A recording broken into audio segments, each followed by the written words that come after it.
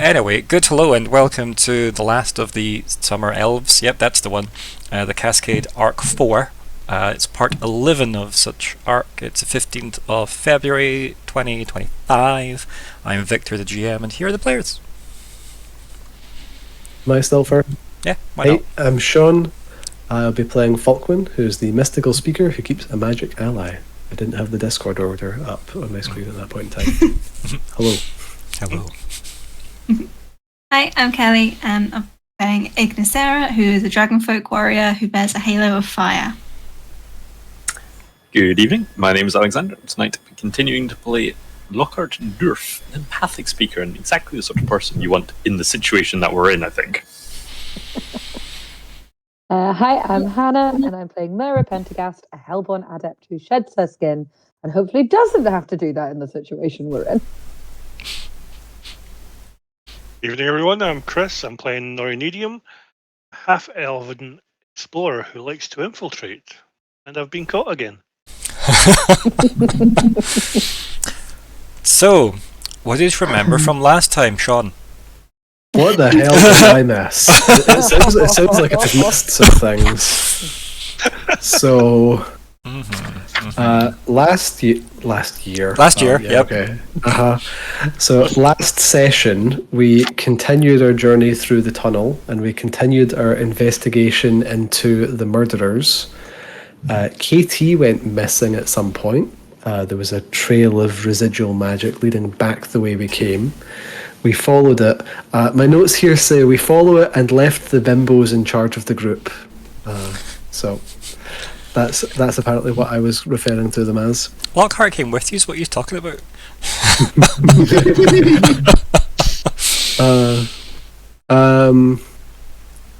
There was something about a Lockhart doppelganger. I think I was running on like 33% awake, 60% sleep, and then whatever the rest of it was just death. But like apparently my notes say there was a Lockhart doppelganger at some point, and I don't remember this. That's okay. So maybe someone else Lockhart, can enlighten. do you want to pick up from there? Yeah, sort of. The man the mirror appeared. There was a bit of raconteur, as the case, but we found that this is the heart piercer, and they were after the not Falgain, Barlen. the Barlen. Yep, it's always the other one. Yep.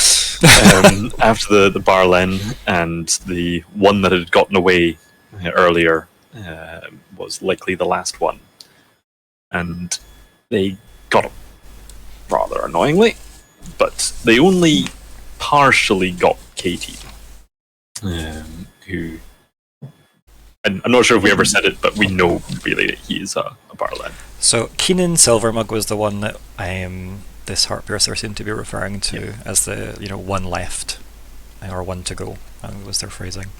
And yeah, it does seem like their MO seems to be targeting Barlen out of this group. And yes, it did seem like KT became victim to that too, which, bless you, Kalli, definitely seems like if it wasn't suspect before, KT seems to be Barlen. And they almost confirmed it by saying, I don't think if my deal holds out, they would be able to kill me. So yeah, I think we can take that one fairly well.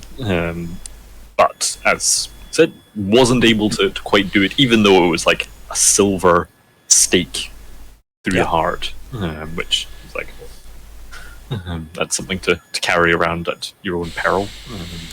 And if the piercer has carried that with them for a while, then that's curious. Someone else to go. yeah, what else did we learn?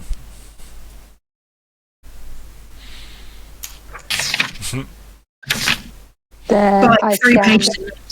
yeah, a whole bunch of stuff. There was teleportation radiation, and celestial magic involved. I've also written there were 2 in the group who were a bit sassy about Barlen being dead. And I have just written bitchy queens in quotation marks. I always thought that was very important. Yep. I've got the lads' names. Yeah, I've got the names. That's what we were calling them. That's what we were calling them. Yeah. For some reason, yeah, okay. Yeah, we got Chad, Jace, Brett, Yeah. Topher. Yep. Topher. Yep. What a name. The knife was weird as well. It's the other thing I remember.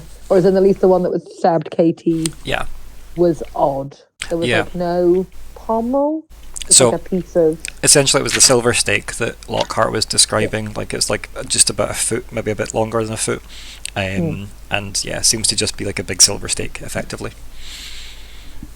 Which again, carrying a big chunk of silver around is quite a big deal, you know. But of all the things to not kill a vampire, Yes, vampire. Yes. Anything else? Stabbing anything through the heart will kill it. Katie I got left there. a message. You did. Yep. Yeah. Yep. You did on the Little cave Lockhart. mouth. In the cave mouth, yeah.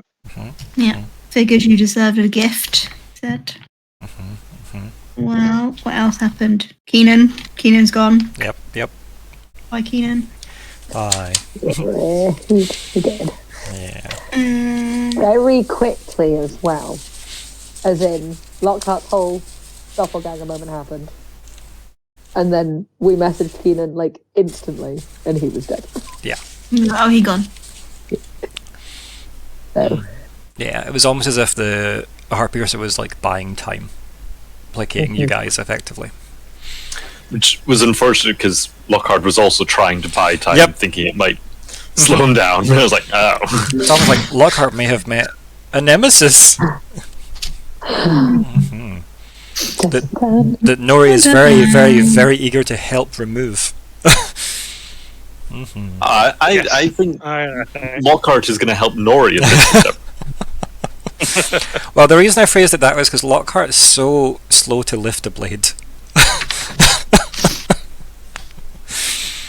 I feel like maybe Nori will be doing a lot of the work in that dynamic, physically if not mentally, where Lockhart might be the more mental heavy lifting in that fight. So yes, definitely an opponent at large for at least you two, if not the rest. Okay, yeah, so we got to the edge of the cave, we get pretty much over the next couple of days of travelling. He's got the mouth. Nori left the kind of carved in message. Yeah, anything else worthy of note? Well, yeah, no, nothing else happened. Nothing. That's all I remember. Yeah. if Sean wasn't there, it didn't happen. Yeah. Is that a rule then? yeah, Yeah. we just left. Yeah, Left we the cave just and nothing else we went, yeah, happened. we're gonna go this way. Okay. But also, So we headed back to Varus. Yep. And then we got surrounded by soldiers, Mhm. and KT arrested us. Yeah. Rude. We got Yeah, gone. put in a room where magic. We could do magic inside the room, but no magic could go out of the room. So we couldn't check status on Fermi and others. We were there for a long time. That's what I remember. Mhm. We Then were there long enough that we all healed. I mean, I think I said you had 6 hours in that room. So whatever you can Yeah. do in 6 hours with rest, sure. Like I'm happy with that. But yes, and then what happened? Then Sari Thane rocked up. He's not very happy with us. He's got a fancy light sword. But yeah, he was not very happy that the person we wanted him to help was a fae, and he's not very happy about that. he big mad. He's not happy. Yeah. And then we got a message saying, tune in next time. For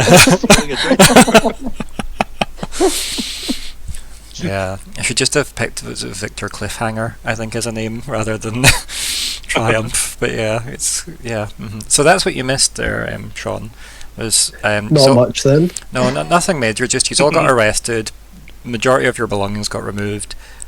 from you guys. Obviously, that raises an interesting question I don't even know the answer to yet, but we'll get to, we'll see what happens. Am I still wearing my bracelet? I think the answer is yes. It's probably very difficult to get off, like, unwillingly. But that does beg the question of how much noise do you make as they're yanking your arm, I guess. But yeah, I think for the sake of that, they've left that on. And yeah, Myr'ra, the one thing you've got left on, can you guess what that would be? Other than everyone has obviously their outfits and clothing and all that nonsense. Can you guess what one item? Branonel ring. It is in fact the Branonel ring that they seem not to have even tried to take off you. Oh. Okay. Now you say all our clothing. Is that cloak? Considering Katie knows what your cloak can do, yes. Does it include any daggers that Nori might or might not have in the folds of the clothing? There's a very nice piece of art where it's just Katie holding Nori upside down and all the daggers falling out. It's like this one jingles, so make sure they're locked up once they stop. But yeah, so you've been in that room for 6 hours. You've been in the room for 6 hours, locked up, essentially but still free to go about your persons. It's only been the danger objects, we'll call them, that have really been removed. For example, they didn't gag Lockheart, so they don't seem that concerned. And Katie did it with a lot of reticence, so that's probably something worth noting, Sean, is that Katie didn't look pleased about it because he left the cave with you guys and travelled ahead in his carriage to go make preparations for the refugees. You guys escorted the refugees in. He sent some soldiers out to help escort you guys in. Once you hit the gates, then you were surrounded, and he looked awkward about the whole thing, being like, well, you are under arrest, sorry. So that, and then you were locked up for 6 hours, and then Sirithane rocked up and was like, so yeah, a fae? Really? Yeah. So I was having a think about something. I was just trying to remember. I think it was one of the times I was away. Okay. And the team dealt with more of the devils. Okay. Yeah. Yes, the devils. Did they meet war? Do you mean wrath? No. Wrath. No. Yes. Wrath. No. Nope. Sloth, envy, and pride. That's who you've met.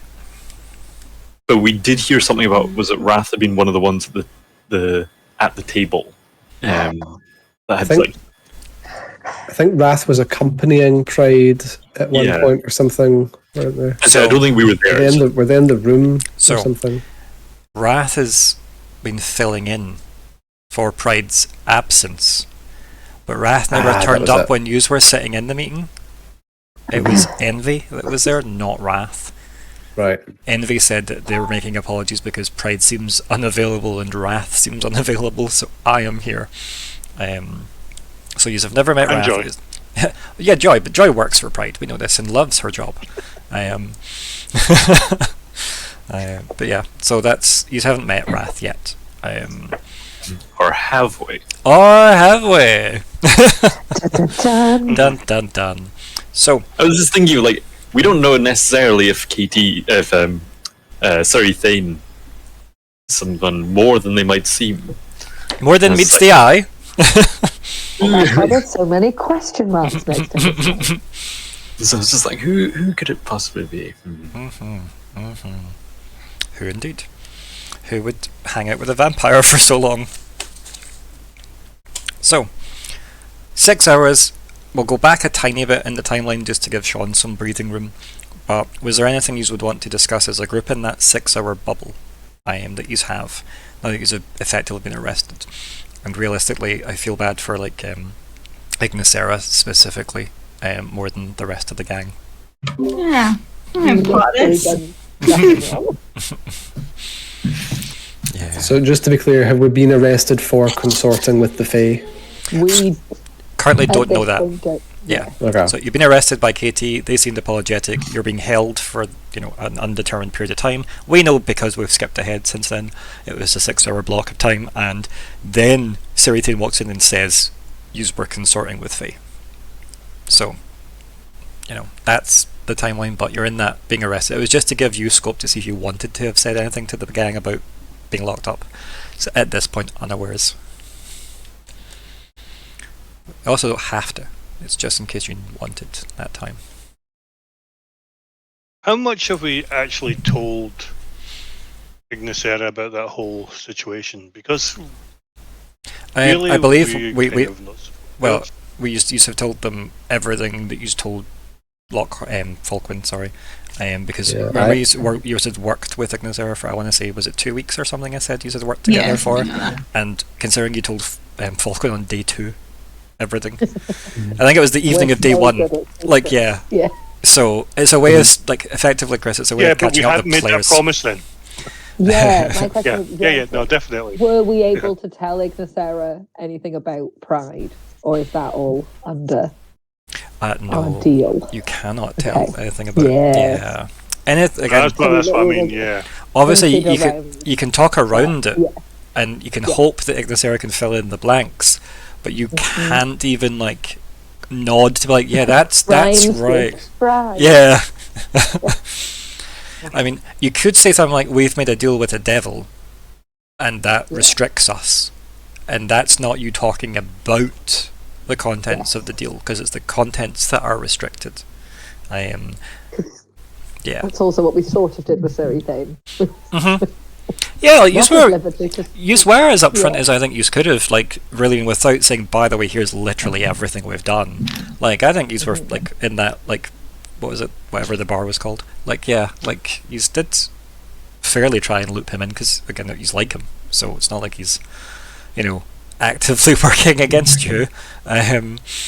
So, yeah. But besides that, like, I think we can assume, based on the 2 weeks of, you know, before we effectively started this arc, and that, you know, Ignysera was working with you guys, Ignysera could have worked out a lot of the blanks just to catch, obviously, Kalli up with that.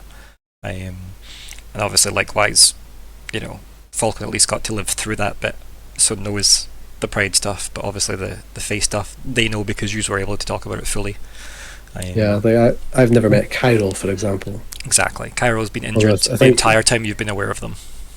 Yeah, he's been on his undeath bed or something, whatever they have as an equivalent of that. Yeah, his perpetual dying. Yep. So, yeah, any other questions about what's going on I can perhaps clarify, or he's happy to just have it be Seraphine's walking in? I mean, filibuster all you can there, Lockheart. Filibuster all you can. I'm just even trying to think, is there something that this could remind Lockhart of that would be helpful in this situation?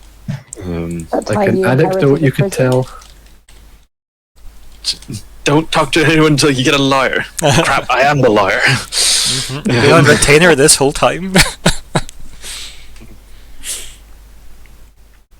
Have we actually done anything illegal? Are you saying that to me? Are you asking that, Nori? Like, no, it's not a question. It's a statement. We have not done anything illegal. We were acting under permission of the crown. Which crown? We can't tell you. I mean, at no point were yous. Yeah. Like, literally at no point. Oh, that's semantics. Pride was not the queen of Dink, and neither was Verme when you were acting under them. Well, there's the de jure ruler, which, for all the intents and purposes of dispensing justice at the time. I'm pretty sure Verme was the queen when I received my orders. Yes, that is correct. But you weren't, weren't involved in releasing a fae. So again, you're only guilty by association, like Ignysera. Yeah. But they might have questions if they discover Aluben. Just saying, they might have fae-related worries regarding Aluben. She's fine. She's not fae, I promise. Pinky swear. I let you say pinky swear, then crossed your heart. Like same thing, I promise. Yeah. Swear on the river Styx. Yep. Oh, okay. Any last questions before Ethane walks in? Okay, we're good. So yeah, the door opens. Obviously, so you've tried your magical communication-y things, and like the big red runes all carved around the room glowed and appeared, and then stopped the magic, and all that. Big kathunk on the heavy locked door. Door opens. Sarithane's there in full armor. Kind of clunk, clunk, clunk. Walks in. Door gets closed behind him as he like acknowledges the person guarding it, and then immediately goes behind their hand goes behind their head, pulls out their sword from their scabbard for the first time ever. Technically that happened last week for the first time ever. And as soon as like the hilt comes off of the scabbard, the blade's basically invisible until the light hits it in certain ways and like highlights the kind of contours of it. So it's almost impossible to see the actual blade itself, and then that kind of gets held at their side very casually, because again, Sarithan is kind of, I guess the body language here is, you are a threat, but I'm still confident, I guess would be the body language.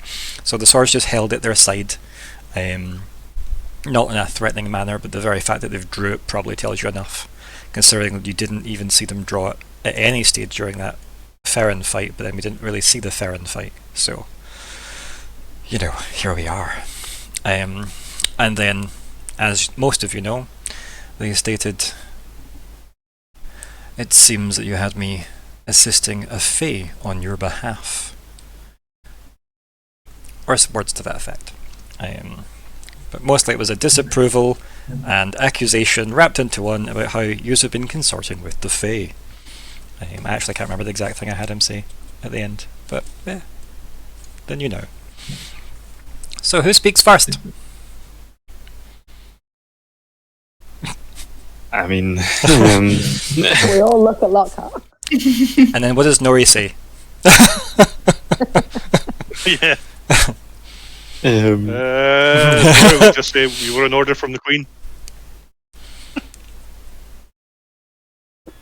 and I think Lockhart will probably outwardly looking almost relieved, like just like trying to look like, oh, I thought you were here for something bad we'd done. She's like, yes, as Mr. Nediam says, it's been a very strained business that I can't say we were wholly comfortable with at every aspect, but I'm sure you understand the constraints on working within bargains that had been struck, and for those in control of greater situations. Sarithan looks back to Nori after that and says, you say that you are acting under orders. Which orders?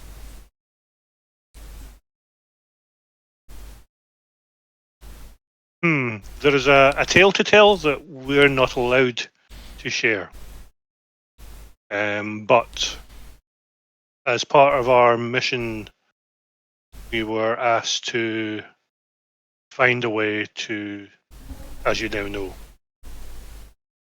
heal an injured fae. And who asked you to do this?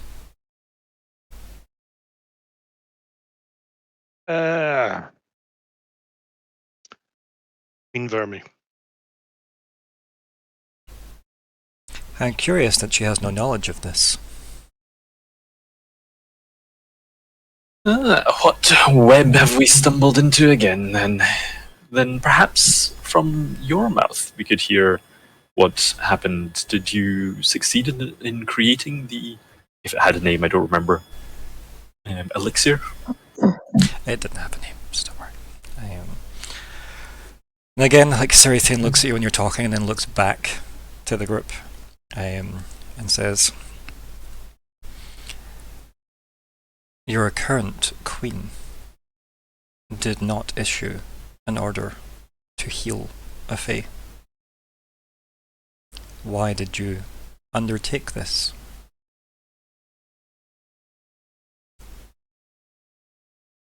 Who do you think is our current queen? I looks back to you. Who do you believe is your current queen?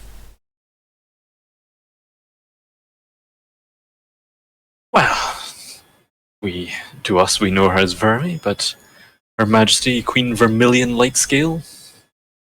Like, he just nods once, right? Like, you can tell he's not in the mood to answer questions, but he nods once at that, and says, "It would appear quite damning if a sitting monarch were to have been allied with a Fae. There It are," would appear such. and then like he continues speaking, like, "there are laws of this land that overrule independent sovereignty."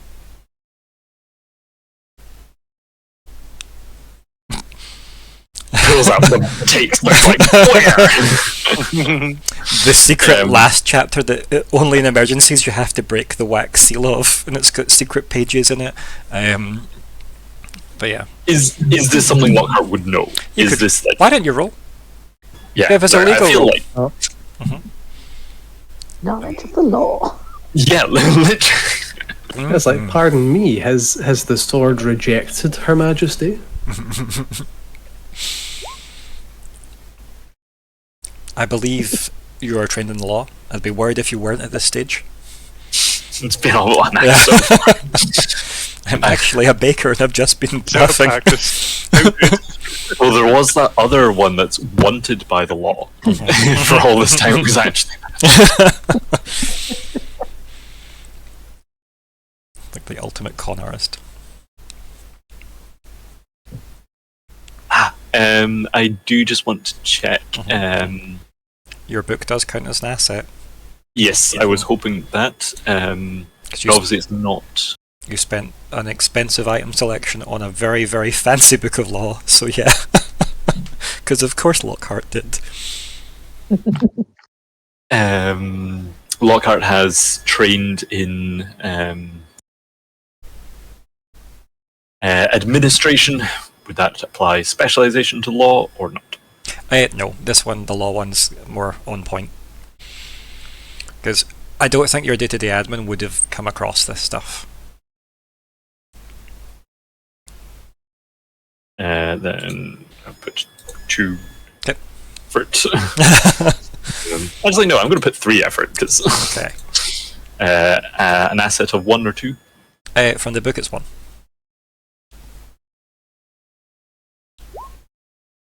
What did you get? So trained plus an asset plus 3 levels of effort. So that's 6 plus 15, 21. Not bad, not bad. So, you kind of cast your mind back to when you were taught, obviously, law for the kingdom, or the queendom at the time. Yeah, it would have been queendom at the time, I think, by the time you'd... I mean, because Lockhart's not that old, right? Yeah, no. Like, Loudon was older than Lockhart, I assumed. Oh, yeah. Yeah. So, you're now that way, that, half-hour class that we were told this will never come up, but you have to learn it anyway, is, yeah, there are iron laws that overrule anything on this continent. They have never been repealed, according to the Cascade Council. So, can you guess what the first iron law is?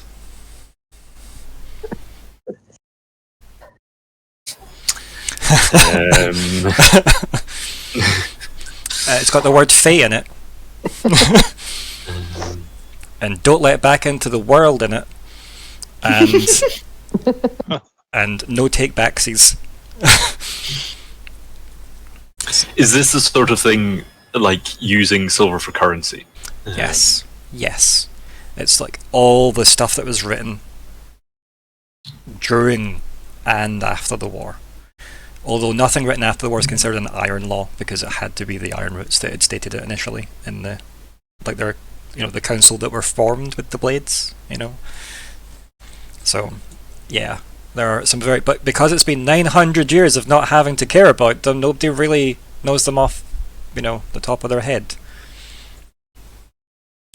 Pridefall wasn't in Denk necessarily.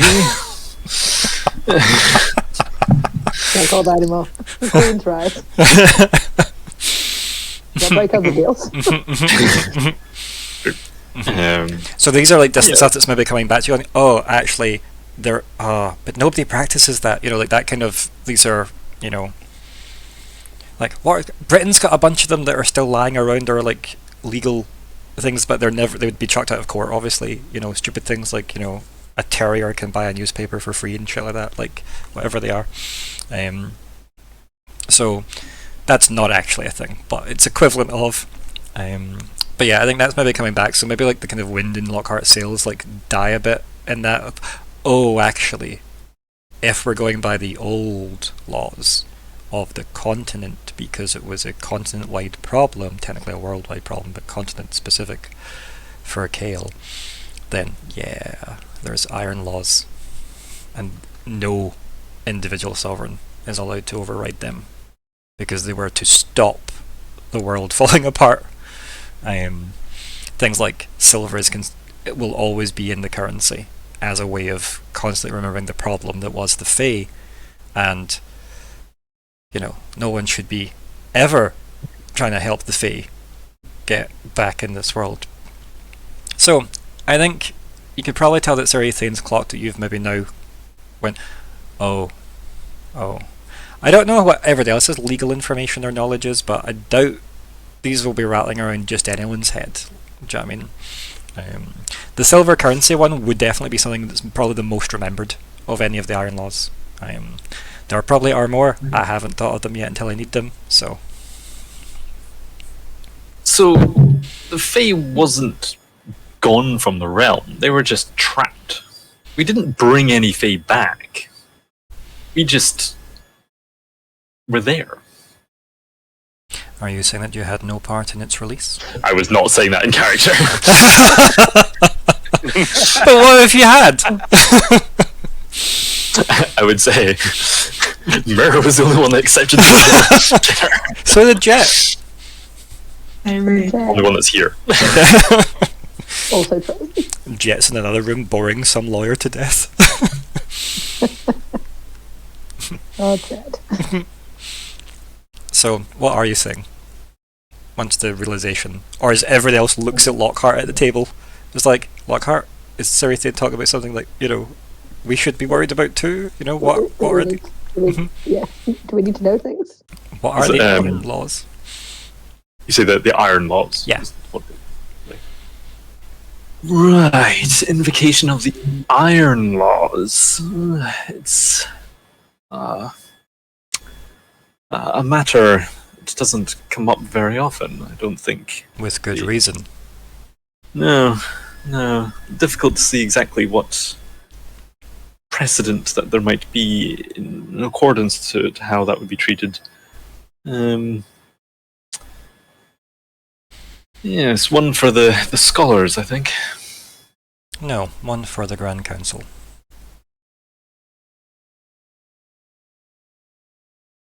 And have they been informed so far? Yes, they have. Your queen will be under investigation. Yes, I'm sure she will. I'm sure there'll be lots of examining of the evidence of all parties pertaining. It's very, very strange. Yes, a proxy has been selected to sit in her place until proceedings conclude. But until the sword chooses a new ruler. Vermi, as you say. And you could tell that was awkward for him to refer them to someone as casual, but you could tell that they've already checked out of them being officially queen currently. So it probably gives you a lot of Sir Thane's opinion about Vermi's part in any of this. So yeah. Has the sword rejected Queen Vermi? No. Are we, to the best of our knowledge, aware that the swords it's even possible for them to be wrong? To our knowledge, no. But there is little knowledge on the swords. Because this particular Fae, I've never met them, but from what I hear, they're not your average Fae. And what do you know of Fae? Average or otherwise? Only what I've been told. And I've been told that this particular Fae was imprisoned by his own kind for helping our kind. Xerithian looks at the whole group. I think there is a lot you have not told me. Speak. There's a lot we can't tell you. And start with what you can. I wrote a poem about it. Nori gets like on the table, jigs out the poem.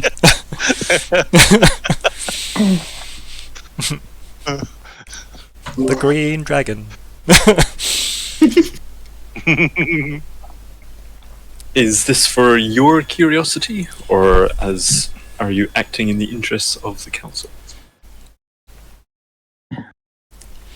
I have not decided if you are leaving this room alive.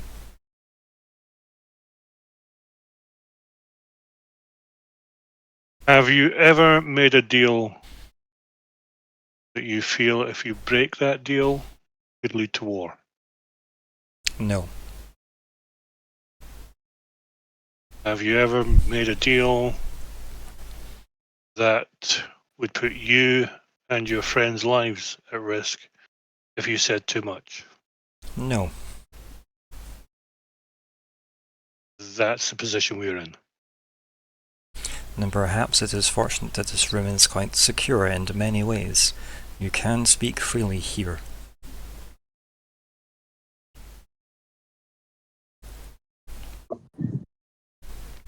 I think when he says that as well, Are he you puts willing- his when he says that, he puts his sword back in its scabbard, as if almost to imply like it's probably easier to speak if you're not staring at someone with a sword you can barely see. So you can take the body language from that as I'm willing to listen to this. This seems more complicated than just you guys getting a fee. Before we tell you everything then, are you willing to live the rest of your life under the same conditions that we are? I do not believe that if I were to hear your tale, whatever duress you are under would pass to me.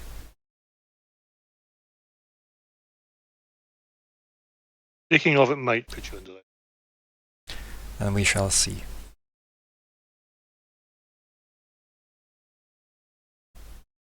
Group huddle.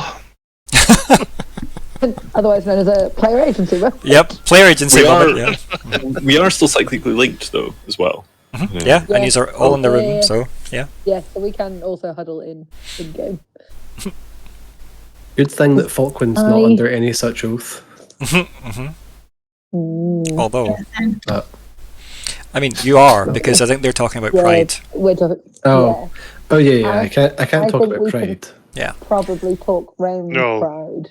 And keep in mind, Of course, talking. a lot of Chiral isn't part of pride, really. Yeah. Yeah, like Because- I don't even get why pride's in the conversation right now. Because we can, the story that was come up. Yep. My grammar's so good.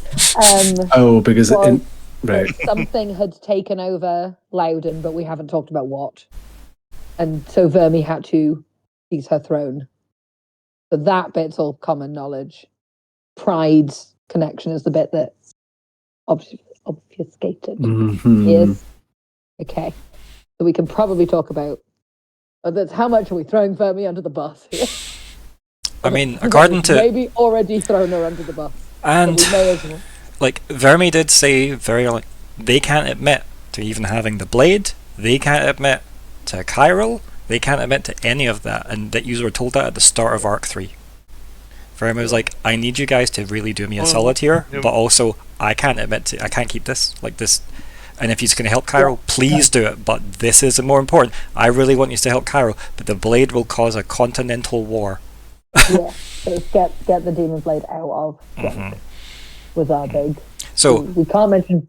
I don't think it's a Sword. surprise that Vermi's throwing you guys under the bus when it comes to the, well, I don't know anything about, Fae, despite them being in that tower that, Yep.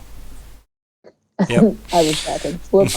Wish I'd remembered that conversation. I mean, you were there for it. Way back Yeah. when. So I was with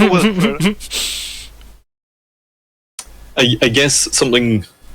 It would be worth finding out. Did the potion get to? like we assume that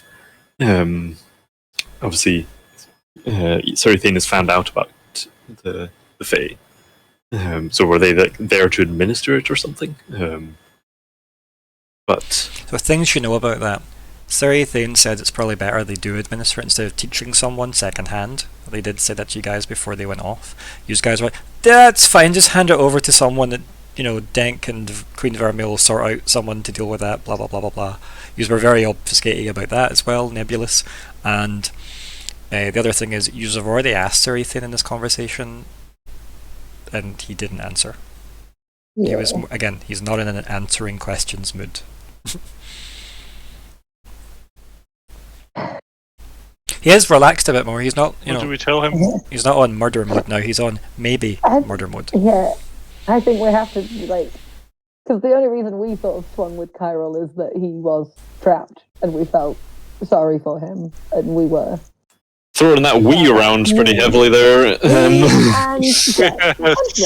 So, yeah. I know at the very least try and explain Kyrill's backstory and leave out exactly why we met him.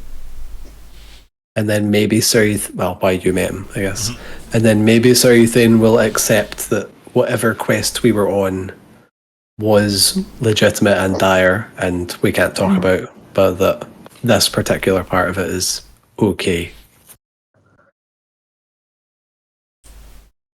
So play to the emotions of Serithane, hoping to sort of take pity on a Fae. I just mean more sort of be honest about what we can be honest about, and be honest about not being able to talk about the things we can't talk about. It's not like you haven't alluded to that before when you asked him to help in the first place, so that would seem consistent as well, right? Mm-hmm. Yeah, we can't tell you the whys, but we can tell you the whats. Kind of thing. Who wants to take the lead on that then? Go for it, Myr'ra. I don't want to. I can take a crack at it. Yeah, go for it. Serithane. So many of these events happened before I joined the company of my companions here, and there are some aspects of it I can't tell you about. I cannot tell you why they ended up at the time in this situation, nor can I tell you what we were trying to achieve or why. But I can tell you the circumstances surrounding this Fae in particular. Their name is Kyril. And I'm going to need to be fact-checked by my friends here out of character, because as I think about it, I'm probably going to miss some details. That's okay, we can make sure that Falkwin delivers the actual details, but yes. Just do what you can as we go. Or not, because Falkwin wasn't actually there, so make some mistakes anyway in character. Fair. So there is a mountain. I believe it's. I went to call it Mount Silver. No, it's the Roxfall Mountain Range is what it's called. Yes, the Roxfall Mountain Range. I believe there are silver mines there. Yes. And our company arrived at this mountain range at some point, and under certain circumstances discovered an imprisoned Fae there. Serithane cuts in and says, I assume this is when you were returned to Loudenhall shortly after your assistance regarding the Queen's birthday. Ken nods back to you, Falkwin, as if continue. Because you did see Serithane before you went south. Yes. So in this mountain range was an unearthly prison for this creature. And it transpired that Kyril had been imprisoned there by his own kind during the war, before the rest of the Fae were exiled from these lands. And Kyril, from what I understand, was imprisoned there for the crime of providing this world with silver. Which, as you'll know, was instrumental in the Fae being defeated in the end. I think, was it? I think it was, yeah. right? Yes, Yeah. yeah. It led to, I think this would have came up as well, I don't think they actually told you this specifically, but like at the time the players worked out that it makes moonglass. Yes, I've got moonlight glass. Yeah, moonlight glass, that was it. And that's... I've got very, very rare, linked to silver. Yeah, yep. So silver was used in the construction of, a very rare technique to make weaponry out of moonlight glass. You actually have seen some. Is it his sword? Hey. Oh. Now, I have never personally met this Fae. However, shortly after I joined this group, I learned of the circumstances surrounding them, and I was personally moved by their efforts to help them. Not least because of academic curiosity, being the last of his kind and all. Sarithane's body that language side, that shifts. side. See when you say last of his kind, Sarithane's body language shifts massively, right? And then they cut you off and they say, I do not believe that as an academic you fully understand the Fae. They are not individual. One Fae is all Fae. Ah, indeed. Yes. That's By always... releasing this Fae into this world, it is quite miraculous that they have not already conquered us again.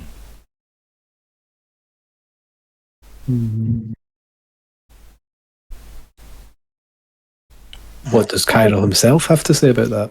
Yeah, I was out of character. We very much felt that Kyril didn't feel like... I remember how many months ago these conversations happened. But we very much got the feel like there was things he couldn't speak about, things he couldn't answer, and there was that feeling of like, all is there, if there needs to be, there are this many, because there are, and there have always been. But he didn't seem connect. Like, was there something about the way he'd been in prison he wasn't connected anymore, and now they weren't here? Yeah, he seemed to imply, like when he got brought in, he's actually had a conversation with Kyril. Even the way he asked for everyone to share names with each other, etc. Like, you know, it wasn't like, oh, give me your name, sneaky Fae nonsense. It was very much a case of, like, my name's Kyril, I'd like to know of your name, you know. Yes. And, you know, here's what I'm allowed to say, but I'm still bound by the laws of my world, even though I'm here, is what they said. So they couldn't say a lot of things, but you had worked out through what they hadn't said and what they could say, that they had pulled a meteorite of silver to crash into the world, and then there had just always been silver, because of course there had always been silver in the world. Why wouldn't there have been? And yeah, like that led to him sharing the knowledge of moonlight glass, which was massively, you know, war crimes against the Fae, according to the Fae. The idea of the Fae as a singular entity exiling an individual is a very weird concept, which is probably why a lot of this doesn't make sense to us. So that all kind of holds out as well, and yeah, Kyril very much kind of implied they felt alone as Kyril, rather than, oh, I'm every Fae, everyone's in me, right? I am all the Jedi. Somehow Kyril returned. Yeah. So that was the kind of gist of what you had from them. Okay. But yes, feel free to ask any questions about the past games that we have had. That fun shot's been a long while running. But yeah, definitely a massive body language shift, very uncomfortable, but like the idea that you think Kyril's one, that like as in one person, that really like seemed to really like jar. Yeah, I think Myr'ra might lean into that and go, you are right, we don't know, we didn't really know anything. But he came to us on our terms and spoke with us as themselves. And that it didn't seem like any of the readings or stories and what was done to him was, like, she loses speech. Again, remembers, like, Riven's anguish about it and her own confusion and that kind of feeling of whatever this person is and whatever race they come from and whatever history is, this was monstrous. Yeah. Like, what was done to him was Yeah, like, it was effectively, we assume 900 years of, like, a senseless prison. Like, yeah, like, he'd lost, for anyone who wasn't, like, he'd lost definition, he'd lost colour, he was almost two-dimensional. He was, like, burning himself against, like, a moonlight wall, and Riven's like, don't hurt yourself, and then the reply was this horrible, gravelly sensation, and Riven lost it at that, being like, oh my god, this person's, like, just had this horrible existence for this long, they've been imprisoned with no feeling, like, what is that? You can't even conceive of that, like, yeah. And once he was out, he didn't behave as legends tell. And it sounds like whatever is true about the Fae, he maybe stands apart. And he did genuinely help and got hurt doing that. And how did he become injured? There's a tonal shift there that says, how did he become injured? Oh, okay. Yep. Just a moment of like brain blank of like, right. How do I say he was stabbed? I mean, I think we can. We can probably say he was stabbed by one of the blades. What we can say, he took a blow for Vermi. He stepped in front of a blow from the second blade. I don't think we can say the second blade and Vermi in the same context. No, true. But we can say. I feel like we can leave that you would understand, like, of the weapons in the world that would cause a Fae damage, one of them did damage to it. Cannot go into more than that, but that's. And can we say he took a blow meant for another? Because it was a killing blow. It was going to be a killing blow. We could just say for a human. I mean, there's important human was. Technically, Vermi doesn't need to be protected. It's just what's happening, like by whom needs protected. Yeah, but I feel like the more that we shouldn't have mentioned Vermi at the beginning. that was Lockhart's fault. But the more we can limit Vermi's impact as well would be good. I don't know about 100%, but yes. Yeah. So what do you have to say? So, regarding the injury, he took a blow from a blade, trying to protect a human. I think it would have killed them. Destined to kill somebody. What's the right word? That we care for. Yeah. He didn't have to, but he was there, and he took it. So you're saying that this Fae showed compassion for humans? Strange as it seems. Incidentally. And in turn you felt that you owed this Fae something? It was your words, actually. When talking about the elixir, that it could rejuvenate even from great peril, from great pain. The idea of the being that it is, which was in immense pain, that it, in a way that it might not have killed it. And should it recover by another means and found out that we could have helped it, that likely would seem to worsen the situation. So we've enlisted your help for that endeavor. So we believed it would be the most humane action. Interesting choice of words there, Lockhart.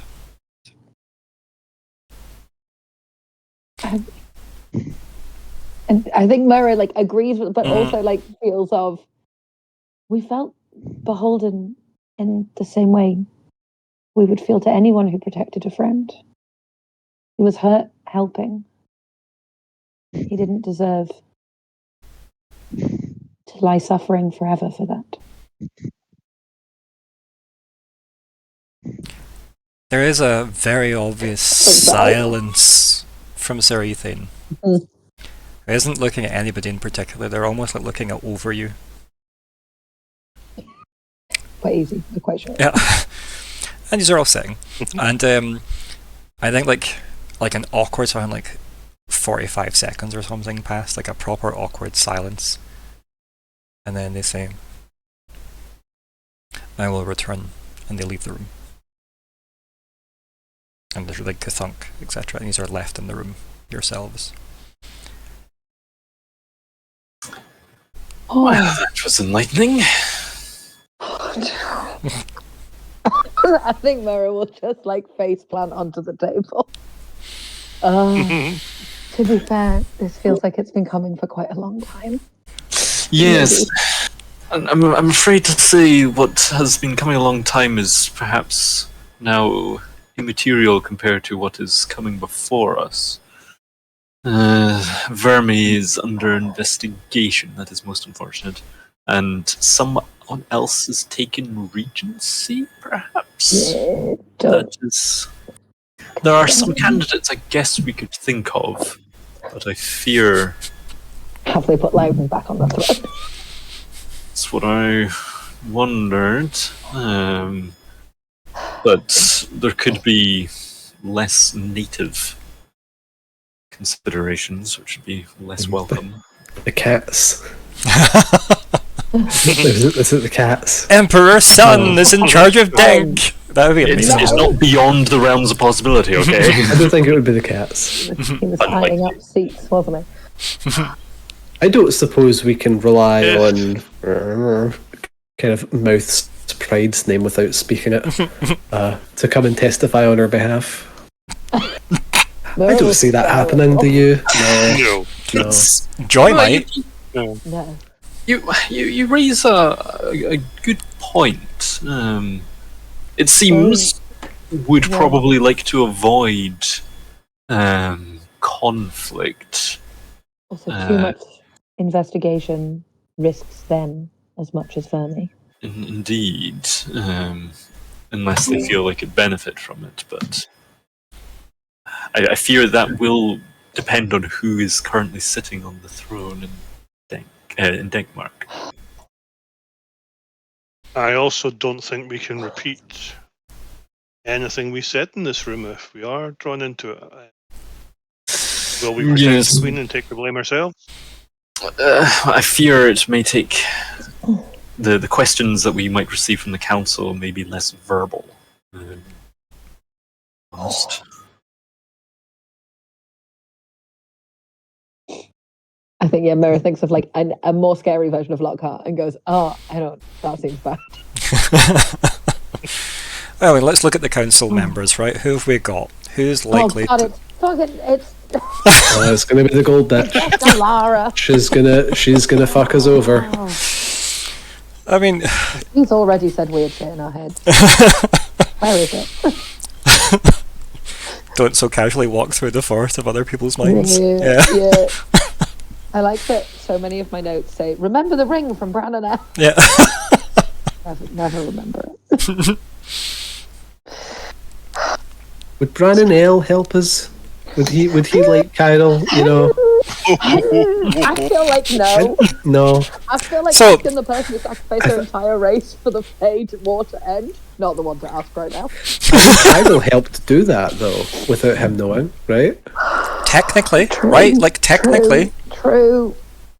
But we've got a lot of hard things we've got to tug. We're fighting a lot of prejudice. Like possibly valid prejudice. And keep in mind... Hey, maybe they were friends before the war. I mean, keep in mind, Bran and Elle's like timeline is much shorter than everyone else's because they were out of it for a long the time. Fade war was like a year ago. Yeah. So, yeah. But it's a good point though, like, Kyril did seem pretty instrumental, right? It's like, hey, Branonel, you know how important silver was to the Fey War? Would you like to meet the progenitor of all silver in this world? Can we Prince Ali him? Lockhart, you got any blue paint? Because you might be up front doing a lot of dancing, trying to puff him up. I have writing equipment. Surely that includes ink.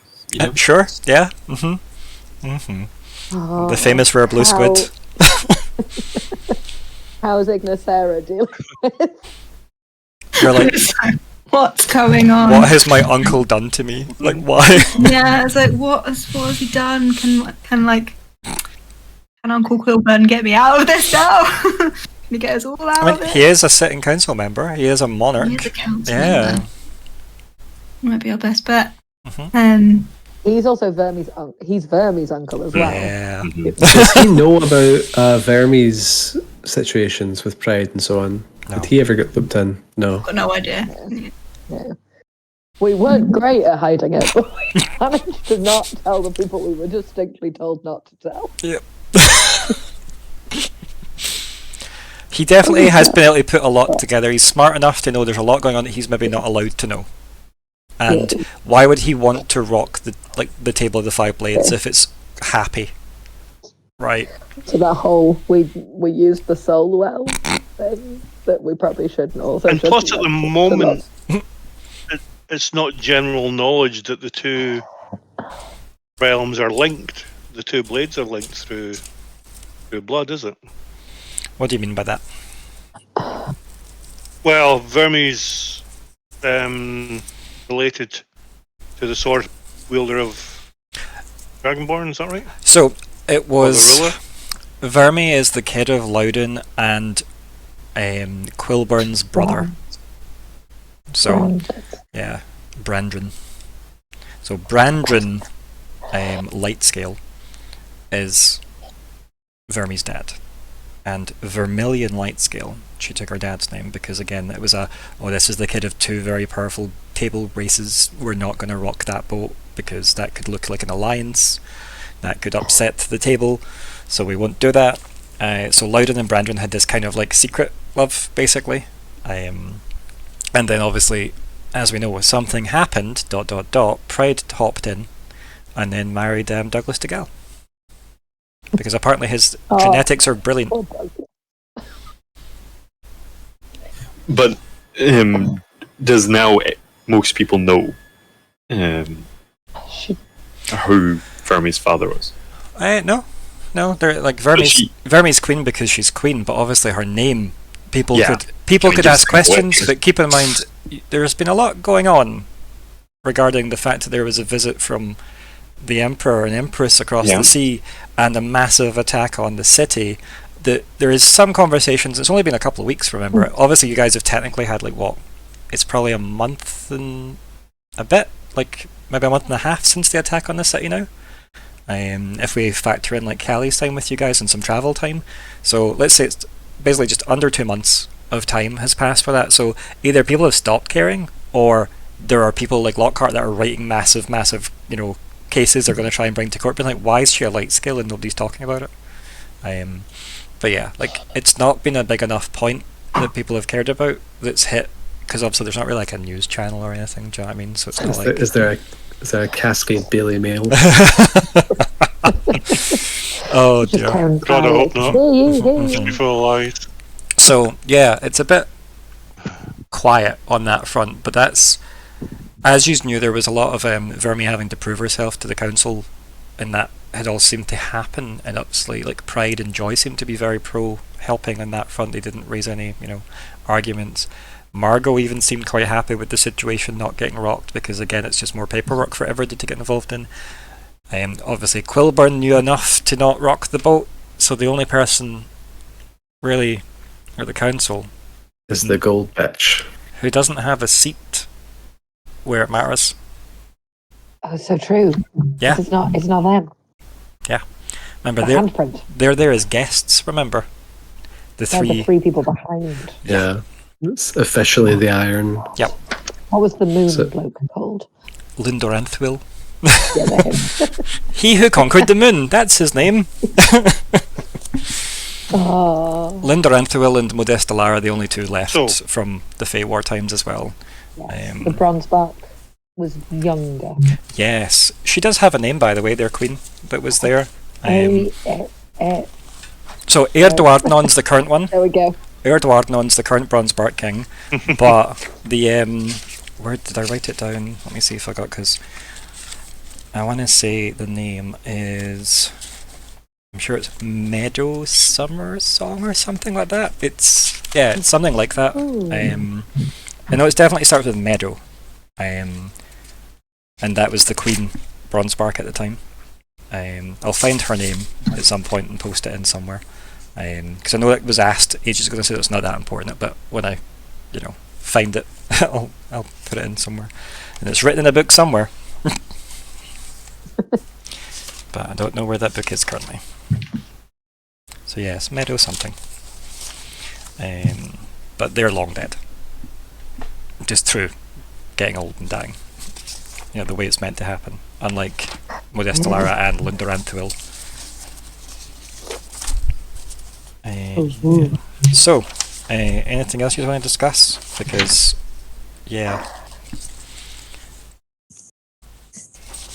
I mean, with each other, get your stories straight. Are we willing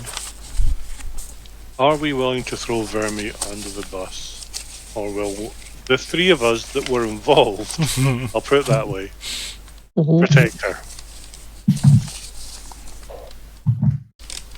I know Nori's all out for himself, but under these circumstances, would be reluctant to, even he can see the damage of killing a I'm not queen. sure how we protect her now. I think we should rely on the sword to protect her. If the sword still chooses her, then who is anyone else to argue with that? And if not, who are we to argue with that? Mary is very seriously considering the ring on her finger. Going, well, we could ask the person who made the sword. Maybe not right now, but at some point, he might be helpful. I mean, yeah, right. Seems like a good guy. Did kind of help save the world. Yeah. I thought it was going to be in this note, so I started taking notes on my phone a while back, but it's just a list of elves, as in potential elves, for like other games. I'm like, oh, that's not helpful. Oh, I was going to have your list of potential elves. Always, never leave home without it. Right, so anyone that want to bring up anything else to discuss as a party before the scene moves forward in mysterious ways that I had to be vague about? I silently apologise internally to Aluben for continually referring to her queen as the gold bitch. Yeah, I think Aluben does weigh in at some point during this mess, and says, perhaps self-preservation here may be the best course of action, Falkwin. I don't know if going down with this particular ship furthers our goals. It's such a fascinating ship, though. Kyril seems such a singularly interesting being. I wasn't at the Fey War, and I'm thankful for it.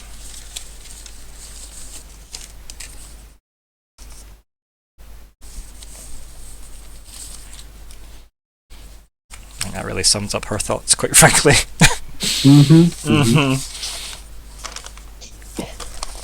At least she has a garage.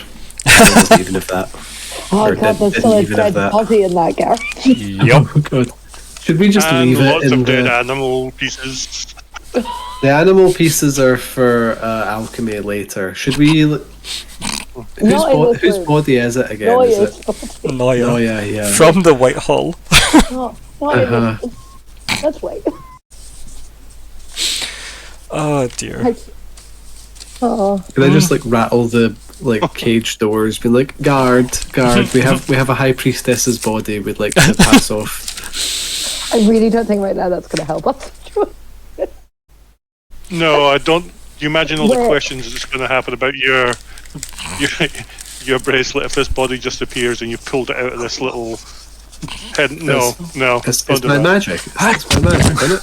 I'm a magic man. I'm a magic man. I come from That's down your it, way. yeah. I think at this point Now, we've just got to remember hope that we've Katie swayed. knows about this. How much have we told KT? So, Not a lot. I really don't think we've told him very much. No. Like, I don't think you've told him basically anything, really.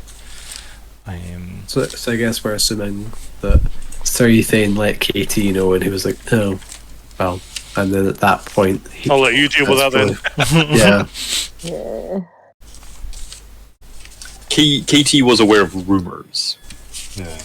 So KT knew there's probably hadn't guessed fate, but was like something pretty shady is going on. And you know KT's connected across the world because they've travelled. You know they're willing to put work in and investigate and research. So you could imagine if they had rumours that were interesting enough to keep someone that's over 600 years old entertained, then they're going to go and get a nosy into it, right? So they probably know more than they want to know, is usually the case with KT. But how much they're able to help in their current position, it's hard to say. Do we still have Anybody's Posey? in the position to help? No, I don't think you've got Posey with you right now. I think the bee in the jar was just left outside. I think there's a good chance that Katie might have dealt with that freeze. Because Katie was aware of her, so that, or he forgot all about her and went for a drink. Oh no, the immortal bee is With loose. his elven friends. I mean, they all survived, which was nice, right?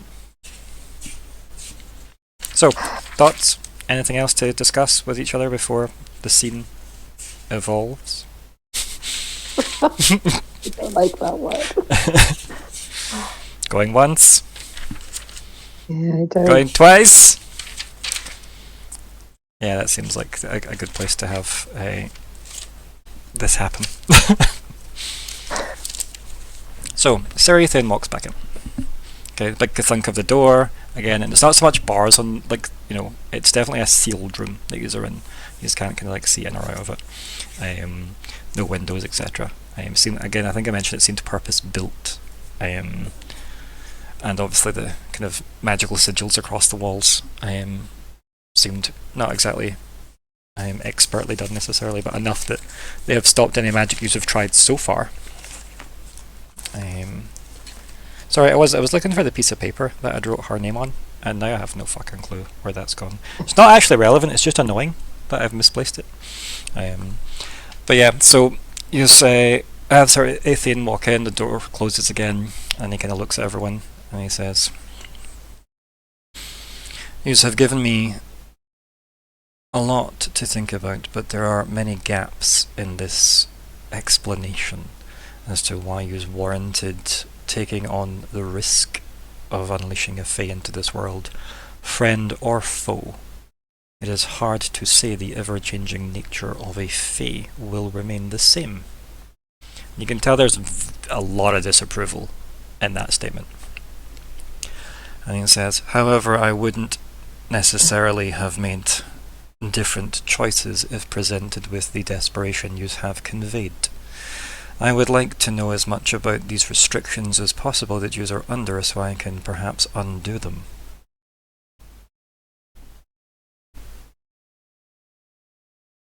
I'm not sure we want you to be frank. Who is Frank? He's my favourite.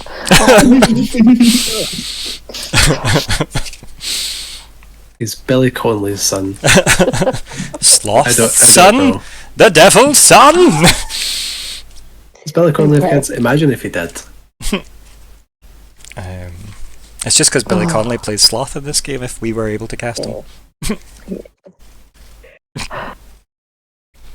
You do have a lot of high-powered friends, just remember that. Like, many, in fact. I call in sorry thing. Oh no, wait. Damn it! Who was next on the list? I called Brannon L to the stand. Can we imply that what's keeping us from talking is preventing a continent-wide war? Is that? Do we need to drop? I think you could say that. That's something you could say. Whether or not he believes it's a different story, but you could definitely say it. I think, yeah. Yeah, because that's not. It's narrowing it down to something at the table, but it's not saying specifics. Oh god, there's too many high-powered people involved.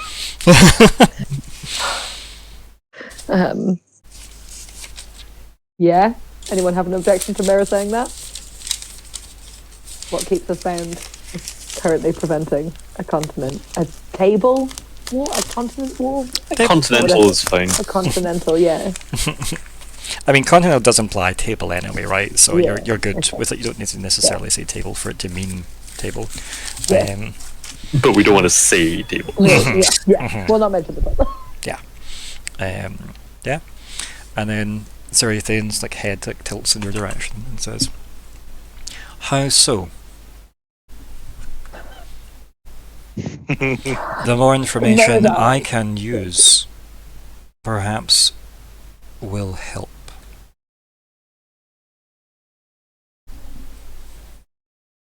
We mentioned earlier that we had made, and I'm going to use the word agreement rather than deal.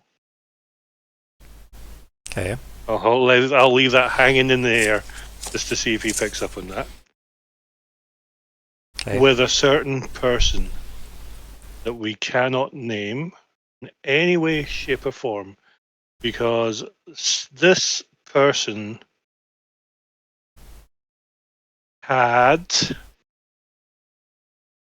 being very, very careful, assimilated into a position they should not have been in. Okay. So whatever the else here is Walking a thin line. like Walking a there- thin line. you hear about 90% of that sentence, but that middle bit where they assimilated into a position seems like they've had a very moment. Gibberish. Yeah. That's almost good though, because that shows that there are genuinely things we can't talk about, and that there's magic involved. Okay. But you were able to I get think most of that out. But I don't even think that you're aware that a lot of that was like garbled in the middle, Nori. I think you got out what you said. You feel. And yeah, like Zerathan then says, "I do not get the impression that you are trying to actively mislead me, but you have made me complicit in breaching the Iron Laws."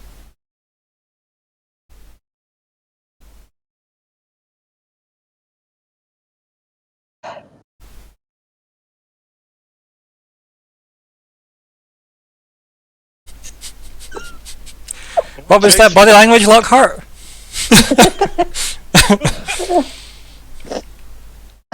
It's like, and in doing so, Told the dead. and in doing so, will likely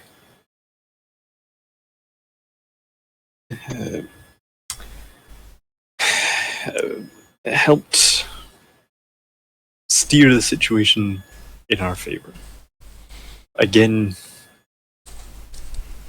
would a being of that capability being unstable,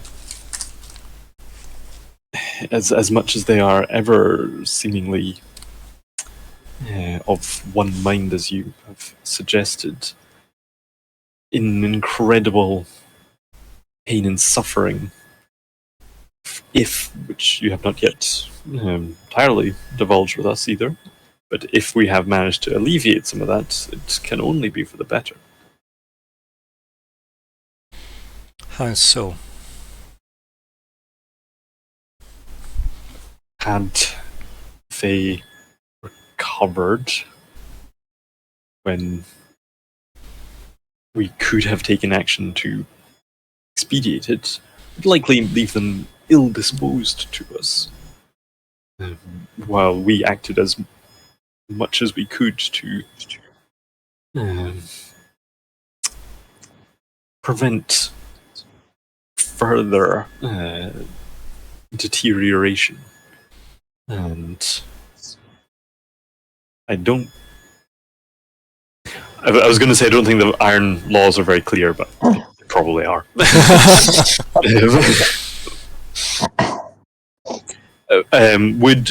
Would Lockhart now know that just aiding abetting a Fae is against the iron law, or is it like bringing them into the world? Yeah, like it's very much Fae are bad, right? Anything that you do to help Fae, bad.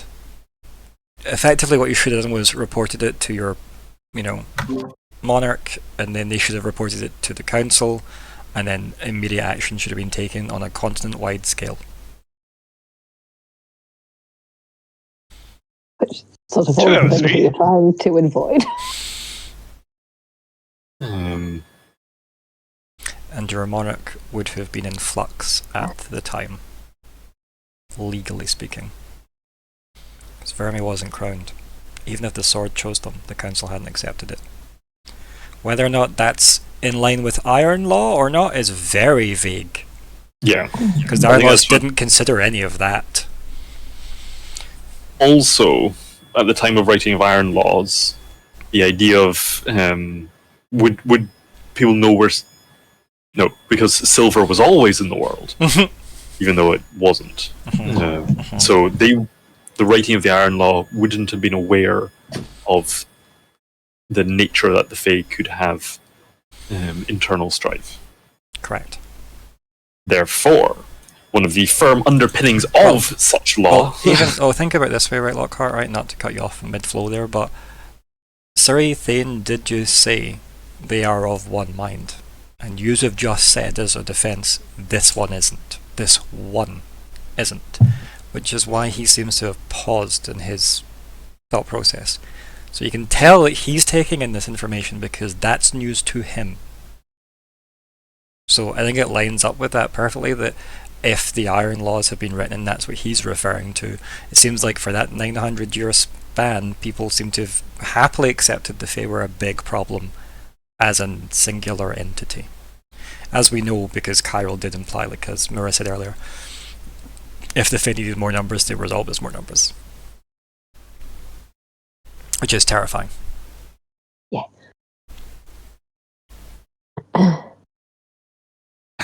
So it's a potential angle for us to be like, well, your law doesn't have the full facts, clearly.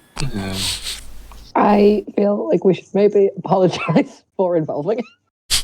You might at least appreciate an apology.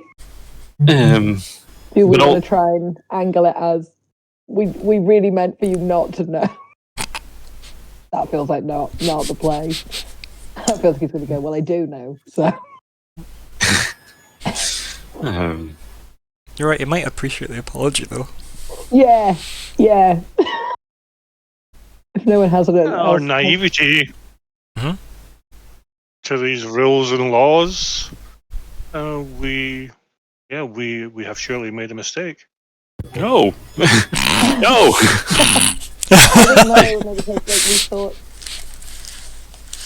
We thought to help us. But I think you and I would probably think that they are. Alright, 1 second. Myr'ra, go. Go for it, Myr'ra. Sorry. We thought to help a friend, but you are right. We involved you without your full knowledge or consent. And for that we do apologise. We thought to help someone who'd helped us.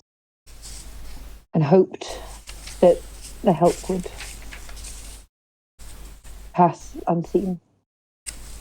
But that has not occurred, and we do deeply regret involving you. I regret it. Myr'ra feels guilty. So I just want to slightly explore that. Would you not do it again?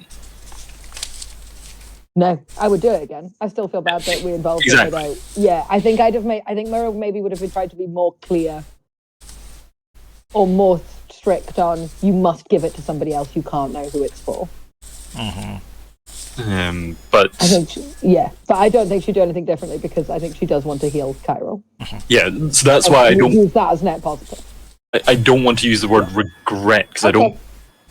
Just the way that we I don't. feel you. The thing of it's that thing. Yes, I know what you mean. It's yes. We still think what we did was right. We're sorry it involved you. Like, yes, I wish there was another way. Yeah, but there would wasn't. have expressed it in that there and won't have used the word regret. Yeah. So she will have apologised. Yeah, so we regret involving you in what we did, but we still stand by what we did, is the gist of that, I think. It's the, Like, we still think we did the right thing, which, I think that's fair. Yeah, and Lockheart, she would do it again, so, yeah. I kind of assumed you would have, to be honest. So... I've got Nori in my head saying different things here, and I'm just going to keep them quiet. I know, this was such a big, moment for Nori as well, this arc. I mean, we need the 11th man again. But in particular, just if we're talking about the involvement of Suri Thane, like, if we're ignoring the actual releasing of the Fae, like from White Now, he was talking about you involved me, and I was like, well, you were helpful, and you gave us the idea. There's also you said a bunch of stuff, and we went, oh shit, we've like, already got a person who needs that. Lockhart was being serious there, and it was like, Lockhart would have just let the Fae be in incredible pain. And then the sort of thing was like, do you want to leave someone in incredible pain? Like, oh, actually, maybe we shouldn't do that to a Fae. So... Yeah. Okay. So, what is it you're actually saying to Serathine so I can have him respond? Bless you. I think Myr'ra will have said, we sought to heal a friend, we sought to help a friend, we are sorry we involved you without your express consent and knowledge, but we acted with hope that this would help someone in dire need. Our discovery of this being does implicate that the Iron Laws are incomplete, and that while I don't think anyone will ever fully understand the Fae, and to claim such would be folly, but there is more that perhaps should be known. Perhaps. I would be inclined to agree with you, Lockhart, but the Iron Laws were written during a time of war, where this world was... its fate was held in the balance.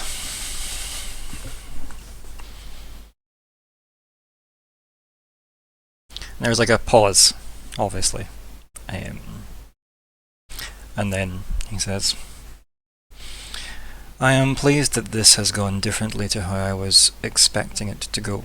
However, the Grand Council will simply not absolve you of this crime.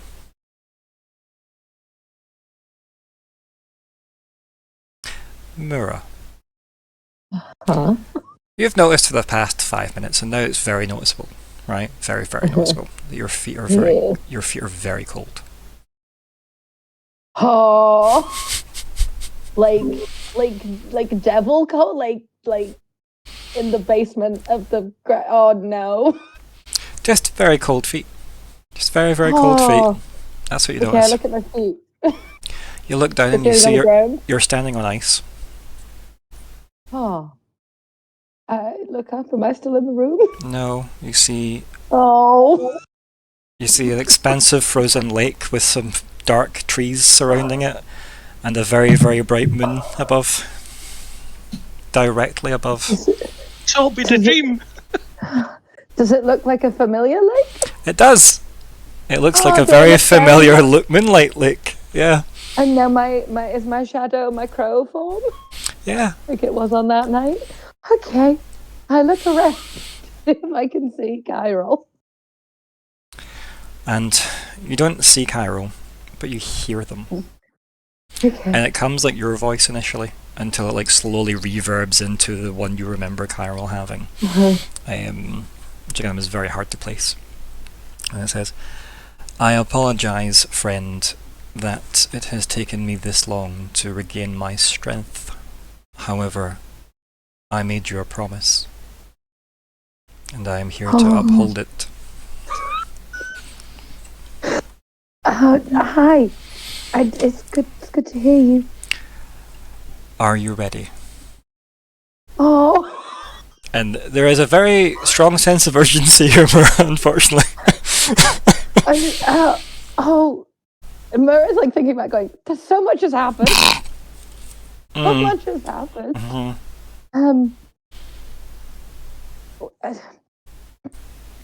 Yes. She's not, but she says yes.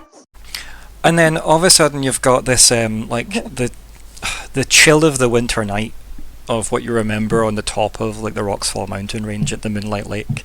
That chill immediately like turns to like clammy sweat and a weird dry heat surrounding you, almost like immediately quite difficult to breathe. And you're standing in front of a very big door, a very big elaborate door, that's open with a person in the doorway just saying, "Well, girl, why are you here?" All of you are with her, by the way. Do I think this is my grandma? You don't think it's your grandmother, but you think this is your grandmother's house. Okay. And you are all seemingly in a much, much more dry, humid, warm, clammy like environment. But you have always been in the city of Sin, in front of Myr'ra's grandmother's residence. And we go to break. Oh, This is why you always say yes. shitteth hitteth fast. We are in so much trouble with everything. We were maybe starting to swing him round. Well, and then we were never in any trouble to begin with. Get with the program. someone's going to have to make a deal for that. I've maybe learned my lesson. So, we're going to go on break for 10 minutes, and I'll see you all then. Let me get us on our break screen, and then we will vanish. BRB in 10.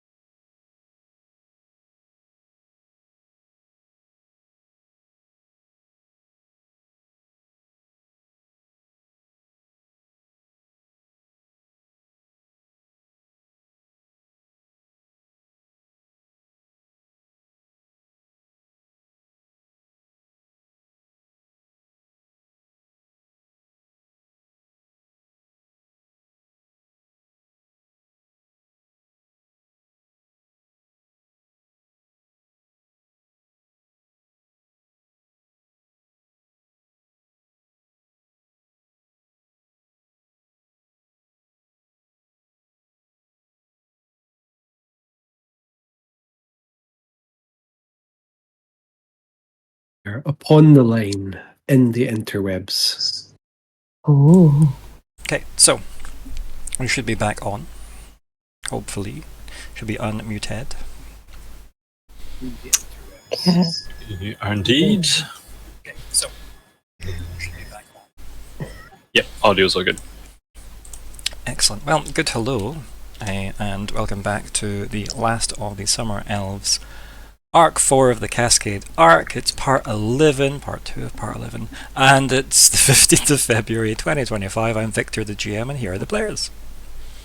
Yep, I'm Sean. I'm continuing to play Falkwin, who's the mystical speaker who keeps a magic ally.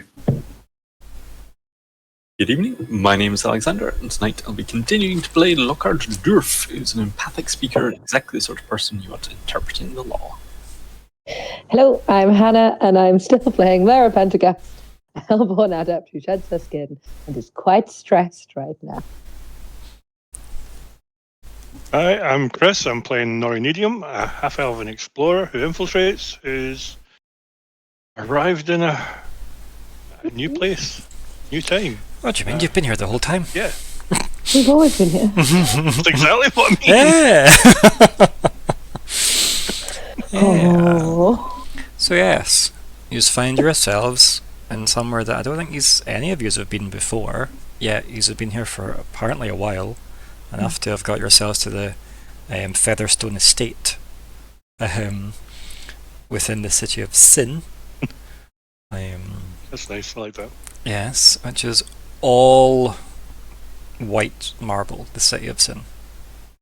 All of it. It's very like Greco-Roman everywhere. Yeah, and it's also incredibly hot because it's at the fucking top of a volcano. Mm-hmm. I think there's a woman in front of us who's just said something to us, hasn't she? Yes. He Oh, goes, I well, think girl, we're- what do you want, basically? One second. I'm going to look at my group of friends and go, so I think the healing worked. And then look panicked at all of you.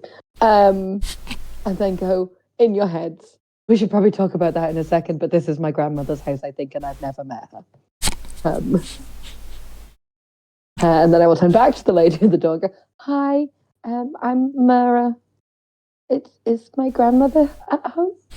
As that's happening, Falkwin, in your head, Alubin chimes in and says, what just happened, Falkwin? We weren't here. I think the Fae happened. I wouldn't know. But So for everybody else, right, like your mentalities are, you obviously knew you were coming to Sin to help Myr'ra on her way. And obviously her grandmother was going to make that possible. This is stuff you all knew. So of course you must have started that journey. You must have made that journey. At no point would the "yous were just in an interrogation room and are now magically here" really be resonating, if that makes sense. so my response to Alabama then would be more like, what do you mean? We were coming to meet Myr'ra's grandmother. Yeah. So like that's what everybody else has got. Myr'ra, you've still got the fact that you've just moved. And Yeah, it seems 'cause like Aluben is also on this train, being like, no, Falkwin, we were discussing the Fae with Sir Thane. These were all under arrest for breaching the Iron Laws. Now we're here. That was moments ago.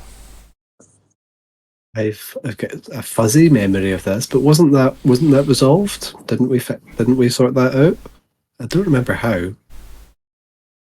And then you can just sense unease from Aluben. Like deep discomfort from Aluben, saying, I don't think we will resolve this immediately, but let us keep our minds guarded while here.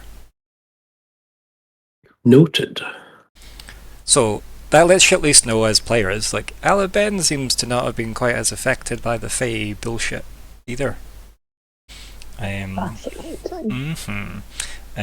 As for this very output lady in front of you, wearing very like prim and proper clothing, goes, and who's your grandmother? Mel Featherstone? Do you have any proof of this? Can't just be letting any urchin in. I feel like Myr'ra's not being called an urchin at any point in her life. Because again, she's like kind of like her parents are fairly well. Yeah. To do. She's like, Just living in the city, like Cascade City, is a big deal. Yeah. Does she have any? She has a letter. She has letters from her grandmother. Yeah. She'll pull out like, I've got this letter, and like she sent me this. I pull out a hat that's dripping in blood. I put it away. Yep. And then I find a letter with a seal that was inviting me, and I pass that over. Yeah, and she takes it quite like swiftly, and looks at it and goes, this does seem genuine. Do you mind waiting a moment? Do you need to wait inside, or is your entourage joining you? Well, if we could wait inside, that would be preferable. Yes. And he kind of looks at everyone lingeringly and goes, They're with me. and that's what she kind of means, like she's almost like, is everyone coming inside, or... Yes. And then she takes like a step, wipe our like feet. a very like uncomfortable step where she's not really clearing the door. So you kind of have to like awkwardly file in. Yeah. Well, come in then. And she's like gesturing in with the letter. Yes, I look at my friends. Are we going in? Does Myr'ra get the vibe that they're less aware of? I think they don't seem as shocked as you do. Okay. And your shock seems to come from being accosted by this woman, at least. Yes. So, yeah, I think everyone else is just like, yeah, of course we're here for Myr'ra's grandmother. Can I think I Myr'ra ask had a it question? Of course you can. Am I armoured up again? Of our things. Of course you have your stuff. Why wouldn't you? Why would you come to Sin without your things? That's so true. Yeah. He's just so good. Perfect. Perfect. I Right. was going to make a big deal about being half naked and no weapons and bow and... You obviously didn't go to Voros, because otherwise you'd have lost all your things when you were arrested. You obviously came to Sin, and you wouldn't have came to Sin without all your things. Oh, but I don't have Fair. that. I don't Fair have point, those fair, things, so I fair. can't do anything to check. The Fae that you've helped. Current Myr'ra is quite cross with past Myr'ra's choices. Baby Myr'ra made some big swings. What was it that you asked for? Help to fix my family's divide. Yeah, Like my yeah. mum and grandma don't speak. And there's a big very Yeah. My mum moved to Cascade City, met a boy.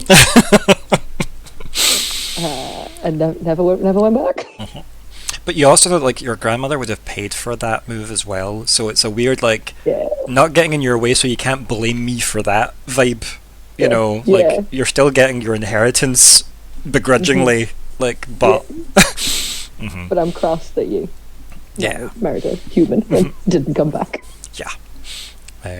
So yes, these are all ushered in very briskly and coldly to this big estate, kind of foyer, if you will.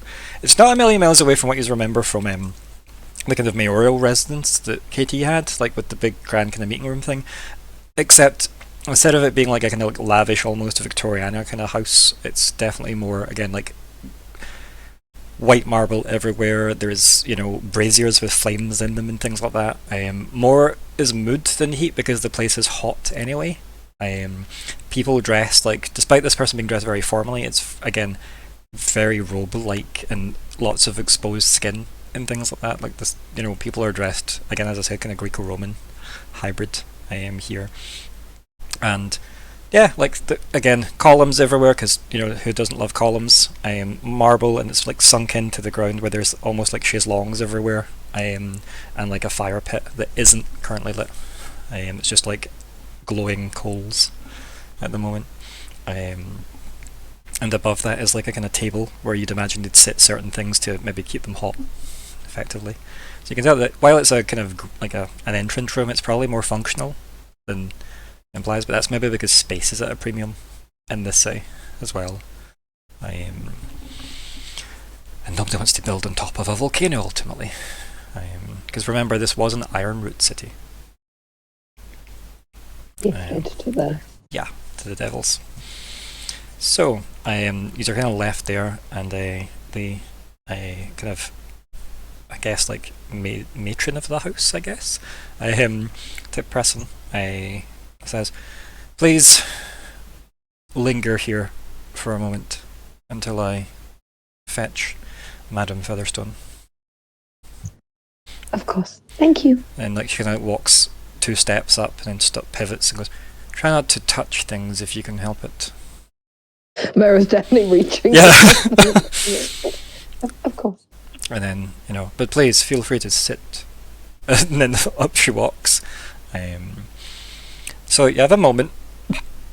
If you need I it. look at Lockhart because, again, Myr'ra doesn't know that you guys think this is normal. And goes, "Are we on the run? Are we fugitives now? How does it work?" No, I don't think so. We haven't done anything. On the run from what?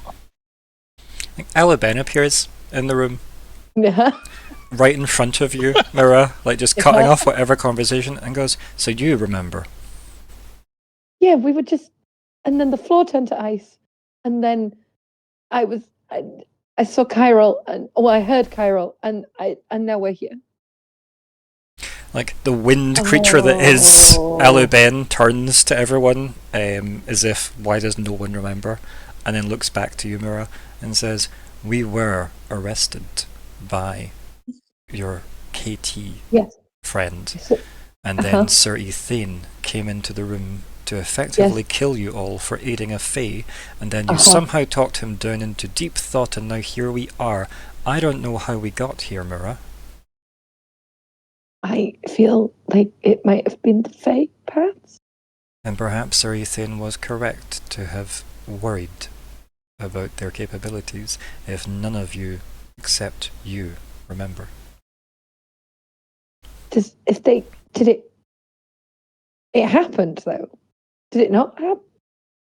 I remember it happening. Same. I don't understand why the others do not. And then, like, again, she looks back at the others in that weird wind form, as if, come on, guys, like. Myr'ra looks very concerned. Yeah, and but also like she doesn't want to poke anything, so I don't really want to check on anything. And then, like, in case that tells people where we are. Alabama looks back, doesn't say anything, but you can tell, even though there's no features in the wind face, you can just tell there's like a kind of as she fades. Well, we're here now. Maybe we deal with this. I gesture expansively at house we are in. And then we get back to possibly what did or didn't. She's really questioning how fucking strong Chiral is. Like, there's something she's like, either he has made all of that shit go away, or he's just transformed. And, like, both are terrifying. One is possibly more terrifying than the other, though. Because like, that shit just fully didn't happen. Did you ever tell Falkwin, or even just Sean, how you got from the Roxfall mountain range to the palace? Did we? I think Sean can hazard a guess in context. We'd just always been there the whole time. Yeah. So did it also? Did any kind of frozen feet in a moonlit lake accompany it? Oh, that was before. That was always prison, there. wasn't it? Yeah. The lake was the prison, wasn't it? Yeah. That was when, by we, I mean me, made a deal. Does this mean Jet has his telephone? I'm sorry. He has a way to communicate with the leaders of the lizard folk. Yay! Well, we'll need to wait and see. He's going to be busy for a bit. So yeah, anything else, like, Nori or Lockhart, any thoughts on the current revelation that Aluben and Myr'ra seem to think that there was another thing that happened and now we're here? Assuming this were the case, why Myr'ra? Myr'ra doesn't want to say it out loud. I mean, I have a thought. I don't know if Lockhart, not Lockhart. I don't know if Falkwin would have immediately thought of Brannon Elves ring. Or if he knows about Brannon Elves ring even. Have you told us about the ring? Yeah. I don't remember. Decide now, and that can be the new now. Did you tell them or not? Yeah, There you I go. think I probably told them. Yeah. Because again, we're a team. Mhm. I think I probably would have also like been upfront when we were talking about Facia that like she made a deal. Yeah, because Vermi, you, and Jet all made deals. Yeah. Yeah. Because it was part of. My elven blood's held out.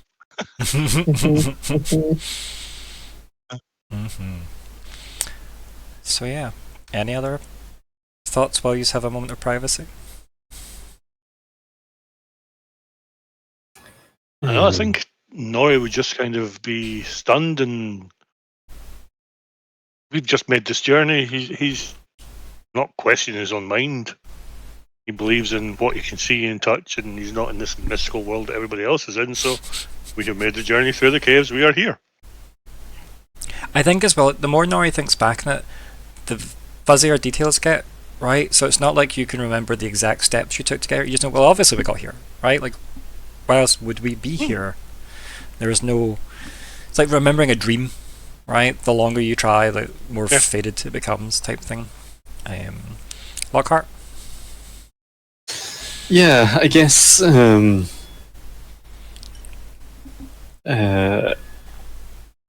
obviously Lockhart's not a complete stranger to making people's minds fuzzy about certain details. So you're probably thinking potentially on that as well. Sort of. And you have travelled via the Feyways before. So probably taking. I feel like Lockhart probably would know or would have that thought of if it's just Myr'ra that saw Cairo, probably guess the reason for that, but doesn't really need to go into any further. Like, okay, things happened. Maybe Lockhart will ask. You say you arrested in Denk. Okay then. Well, that's less concerning. We're not in Denk at the moment. True. And it's been a while since we. Well, maybe it hasn't been a while since we were there, but I was. And probably there is confusion. Also, Lockhart knows that he has some vulnerabilities to this sort of thing, so he's probably like, don't want to show if there's things that he's forgetting. It does happen. So it's like, yeah, I'm sure we're fine. I think we should be maybe thinking more about, is there much that you say you've not met your grandmother? But this is likely. This is where they live. According to the letter. You correspond. You know them? Would you say, or through letters? Once I sort of hit letter writing age, my mother and her don't speak, but she wrote to me. And then Myr'ra will be like, I think it might be because of that. And then she'll mime Birdwhip. I see. Well, I'm sure being here will be able to assist. Obviously, you know now that there is potential danger to someone of their position. Yeah, Myr'ra has just thought about the fact that we've just come off a mission of someone killing Barlet. So it's maybe slightly stressed. Given that we always were heading to sin, maybe we were always doing that so that you could warn your grandma, as contrived as that might seem. but Hey, I we're in a guess contrived world, yeah. fake contrivances is kind of the theme. Not only that, sin is a high, hot place. Midnight bloom, moon bloom, lunar bloom. It was close. It's one of those. A night bloom or a lunar bloom? Yeah. Yeah. Finding a lunar bloom could prove very helpful to whoever the scientist was. I can't quite remember that name. Syrah. Syrah, that was it. Syrah Bronspark. Abradac equation. Yes, we are still in need of some more lunar bloom petals. Yeah, because you used your last lot. You know. Exactly. Yeah. Like that's still on the list of to That fight. thing, any? We used the last lunar bloom for. I think it does give people a headache, yeah. Okay.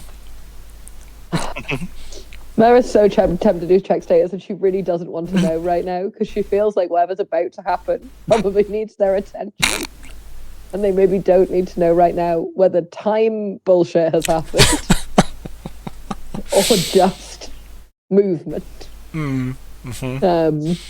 So she's maybe going to go, we're going to deal with that after this. Mm-hmm. Unless Thane walks back through the door. Thought you could get away from me so easily, did you?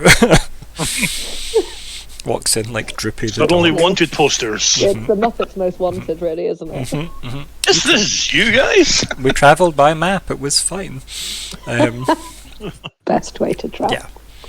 So I think with that, you hear a door opening from like a distant, up and distant, and you hear the clack, clack, clack on the floor, the marble floor as it like resonates through the fairly large space you're in, and then kind of down the stairs starts this fairly regal looking figure, kind of dressed in.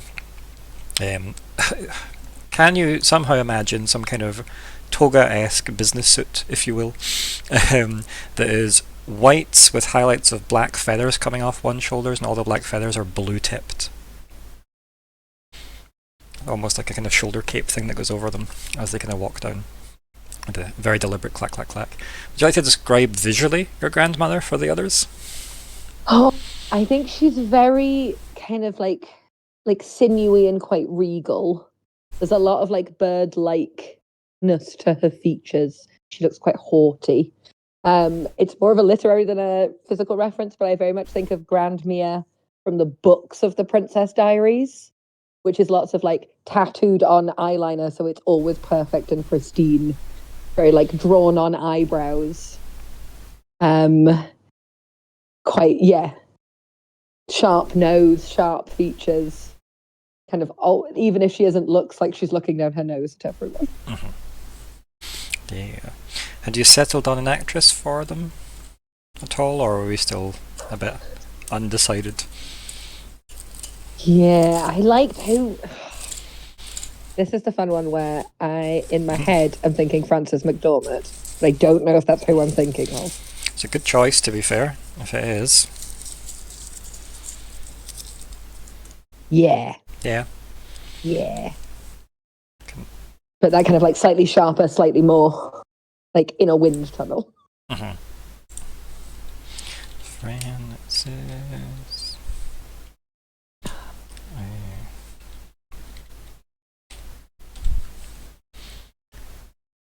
I think it's... Oh, that just didn't work. I was going to try and put a GIF into the chat, but it just all closed itself, so I'm not doing that. If someone can get a picture of it and chuck it in the NPCs, that'd be fine. Also, I love that, Nori. That's an amazing suit.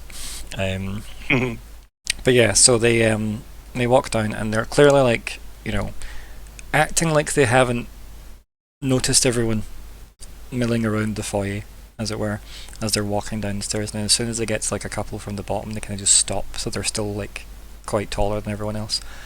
And they go, "And one of you claims to be my granddaughter?" Hi. And she kind of like looks at you as you like wave. Just takes like another couple of steps till she's on the floor level. Again, looking quite cold. Just, "I'll give your grandmother a hug then." Again, as a child who's never experienced this, only ever had that like very insular 3-person family, everything's very she's like, oh, yeah, and kind of goes up and like awkwardly doesn't understand how you can hug this lady. Like she's like, this is not okay.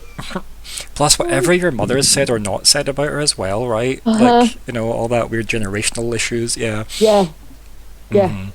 Yeah, like she embraced you, and like as soon as like she embraced you, there's like a much more warm sensation, like emotionally, rather than like her like, weird cold body language.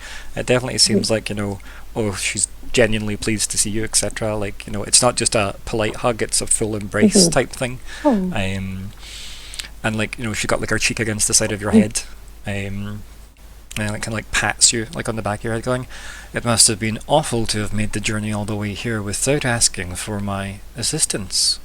What madness has taken you and your friends?"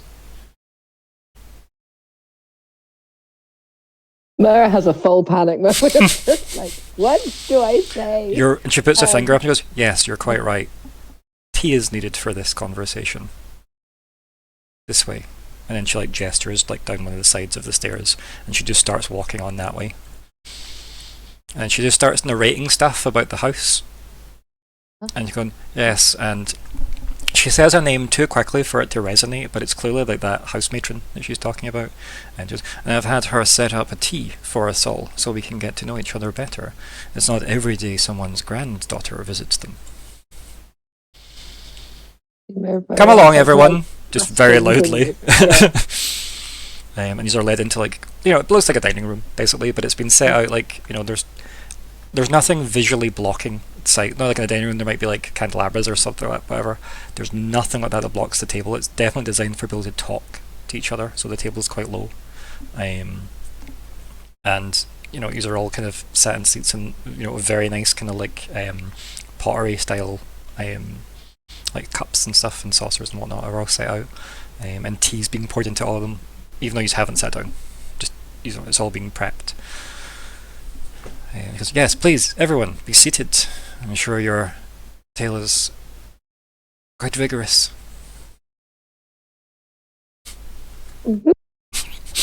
So I assume you all go into the room and all take your seats, etc. Blah blah blah.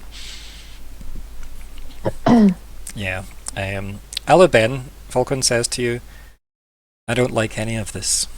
I'm quite uncomfortable. I don't know enough not to be. I don't have...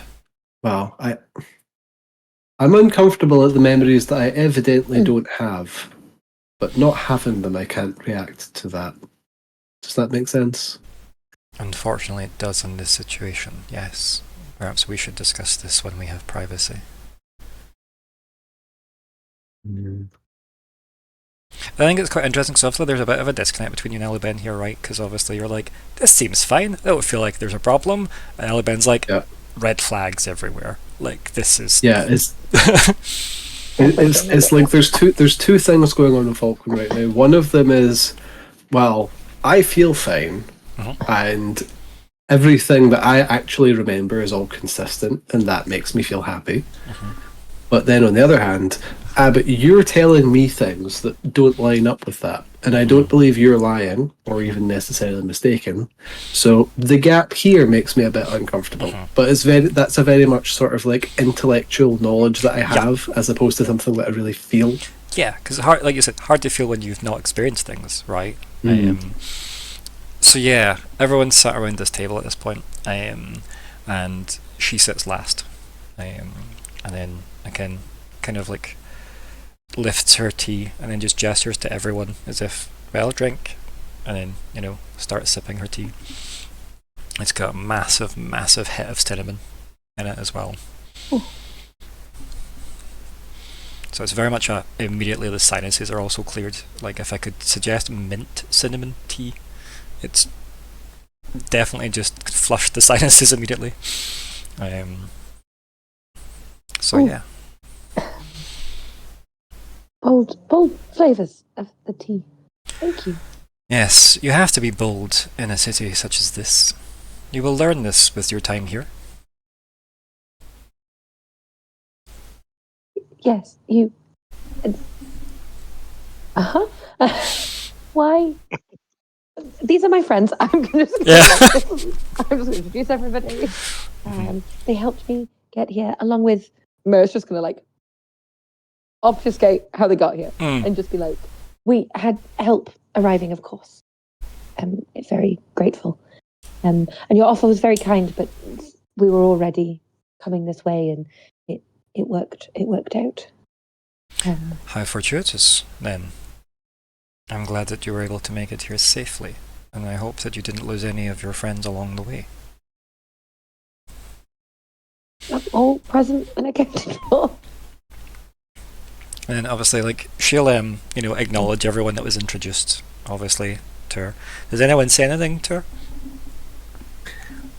Yeah, sort of something appropriately like charmed.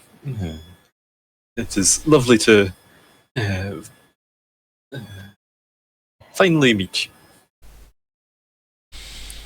I hope any expectations were thoroughly fulfilled, Mr. Dourf.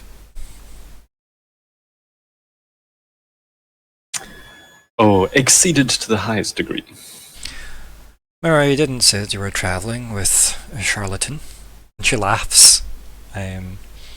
Lockhart will as well.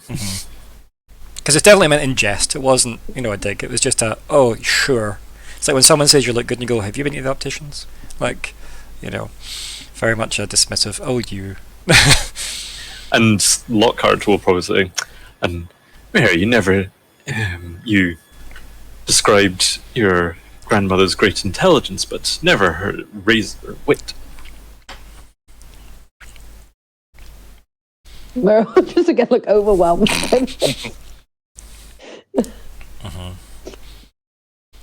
Yes, the women in my family tend to undersell things. And you can tell there's edge to that. Yeah, Myr'ra feels that might be a dig at her dad.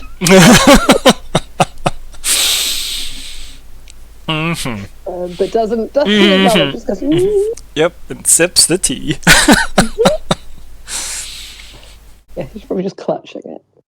Yes, you said you had business in the Sin? I'm gonna look at Falkwin for like permission to mention night blooms. Yeah. Yes, myself and Falkwin work for the Arcanatrix, and have been sent to hopefully locate night blooms. We were told they might grow places that were. I list the conditions. Yep.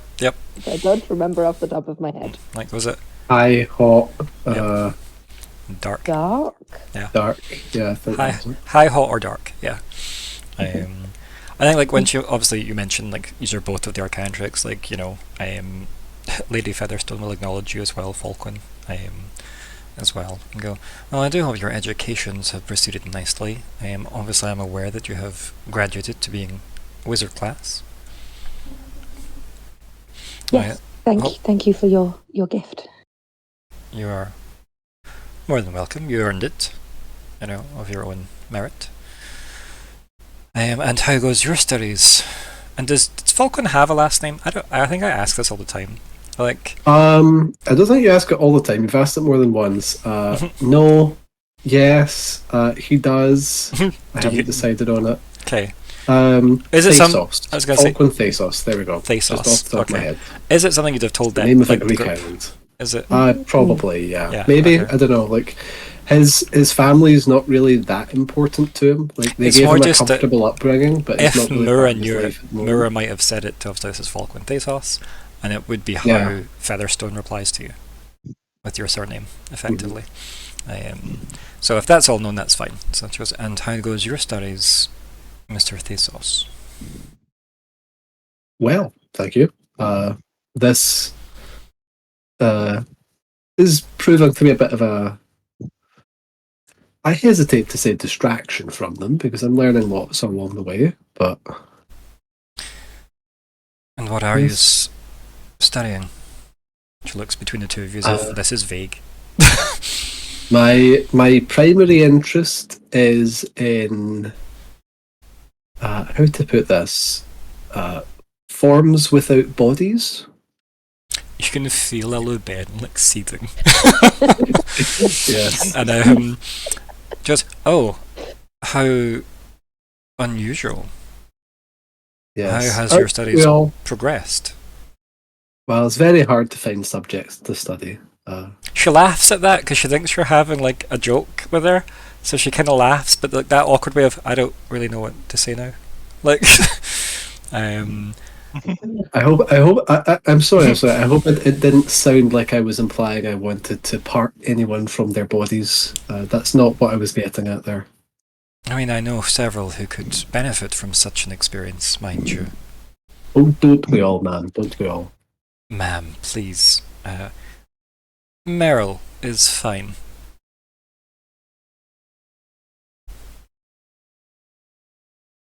You can tell even she was a little uncomfortable with that level of casual.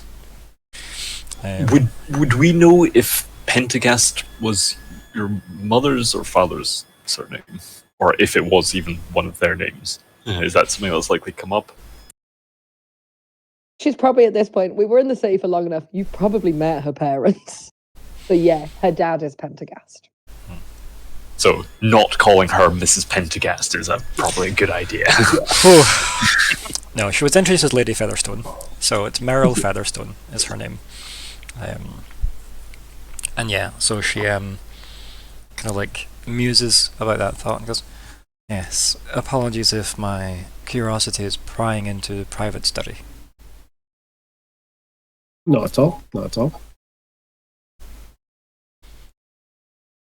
And she kind of like awkwardly waits for someone else to fill the silence as she's like sipping her tea.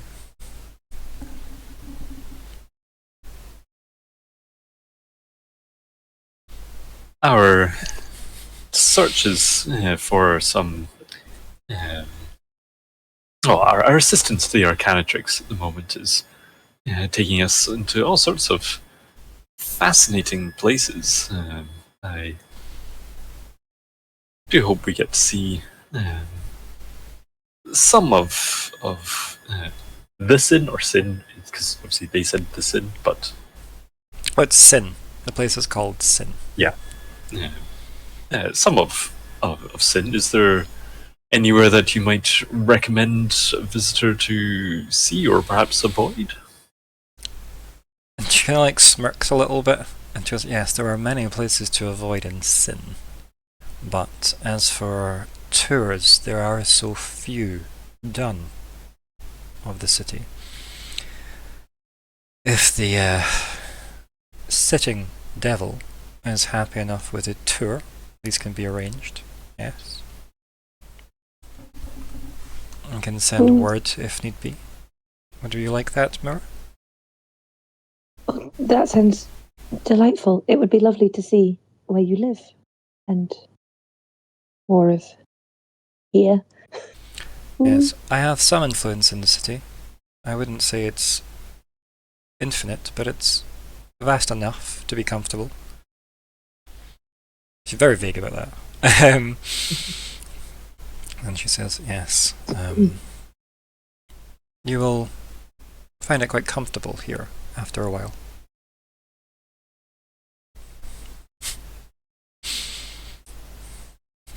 Myr'ra's going. I think we're going to be allowed to leave. I don't think you're going to be allowed to leave.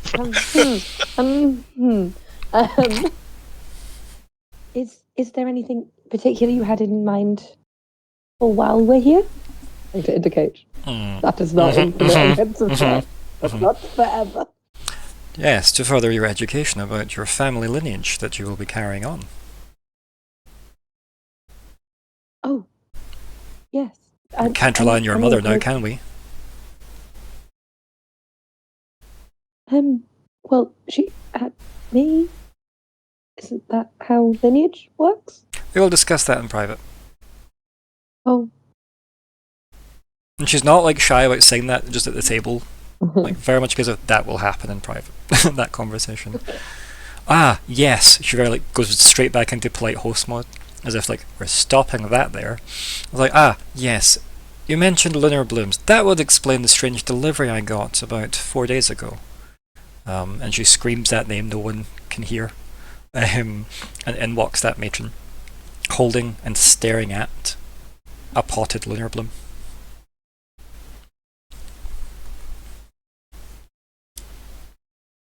Myr'ra's just having a crisis now. Just a full. Okay. Oh. Wow. There was no Good card, thought. unfortunately, and unfortunately these things need constant attention, otherwise they fade. 4? So he She looks between the two of you. 4 days ago. What were we doing 4 days ago? Just Lockheart say 4 days ago, you say? Give or take. She waves a hand. Lunar Bloom Day. Is it the day we think it should be? How would you know? I don't know. If they use a date system, which one would assume. Now, I guess that Sin might use a different calendar. That's very possible, which would make things annoying. I mean, you're going to ask her 13 what date it months, is? Because you didn't No, ask. because that seems weird. You also wouldn't ask, like, you's left on a date you should have known, because you's left and got to a city, and it wouldn't have been difficult while you were in Dagda Cathera, the Dwarven city, to have picked up the date. But once you travelled from there by teleporting to Voros to travel through a cave system and back for a couple of weeks, like, well, what, basically, what, a week and a half maybe? Give or take, the cave journey, like, again, vague, right, because nobody was sat and going, right, it's exactly, so it's hard to say what day you even got back to Voros at, because when did you get back to Voros to then be moved here? Yeah. So don't worry about what day Did it you is. go back to Voros at all, or did you just head north from the caves? Who knows, right? You need to ask Kyril that.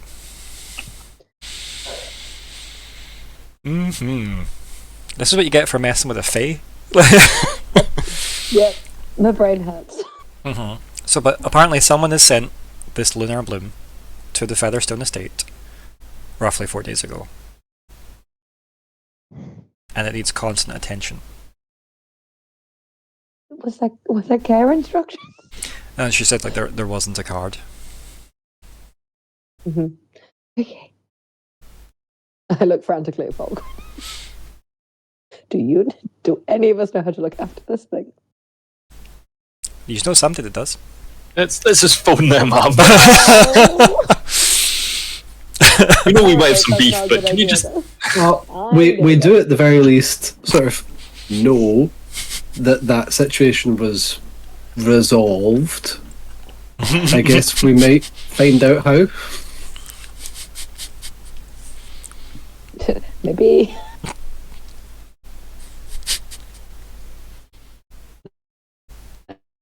Oh, I've got a bit of freezing. Maybe we'll get permission to go to Dinosaur Island.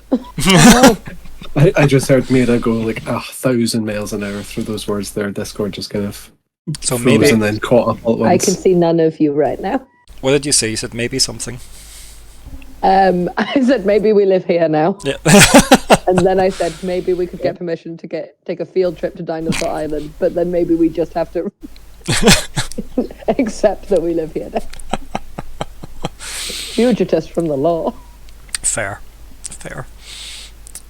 Myr'ra maybe lives here now. Who knows? Yeah, so... What next? Any other questions about the situation? Very interesting. And have done very well to keep it in such good condition. These are notoriously difficult to keep in such good condition.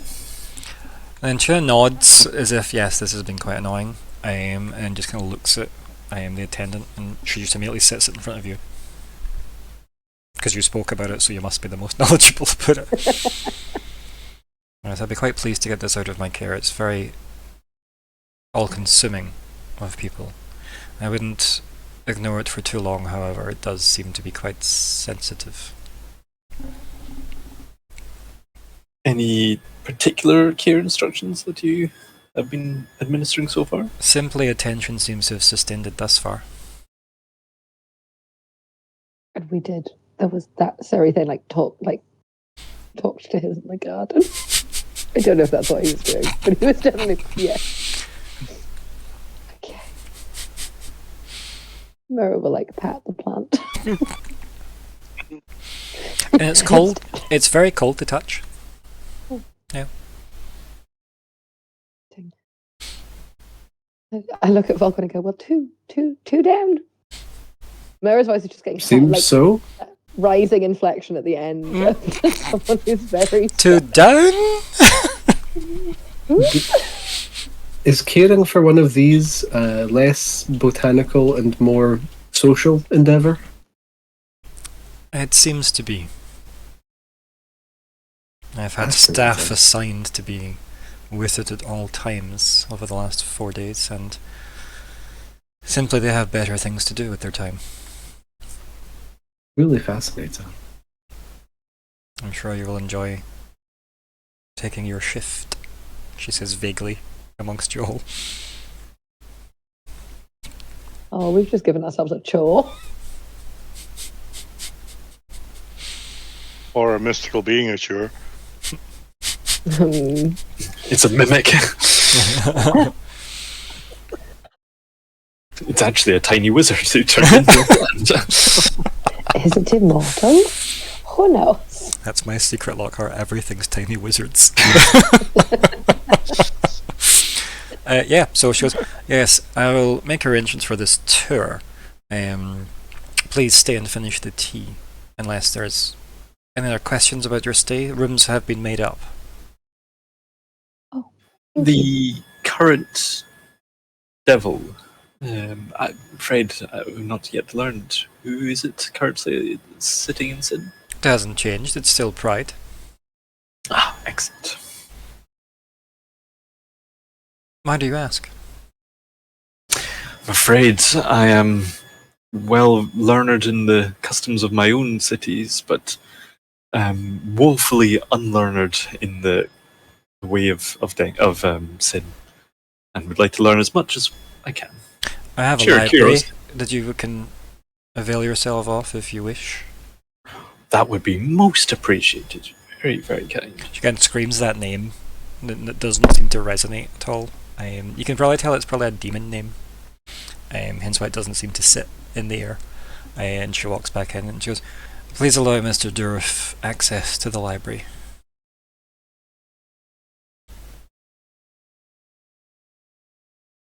She walks right in front. So she walks right up in front of you, like where you're sitting, and then like gestures for your hand, as in the like matron lady. Gestures for Lockhart's hand. Whoa. Oh, right, I see. Uh-oh, is this going to be a one-room book? Don't know what you're talking about. Yep, Lockhart will hold out his hand. And then the matron lady kind of traces just a sigil on your palm, and you can kind of see it glow and fade.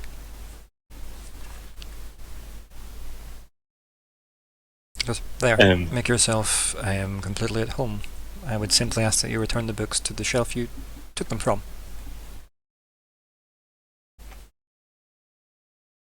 Write that down as a must return.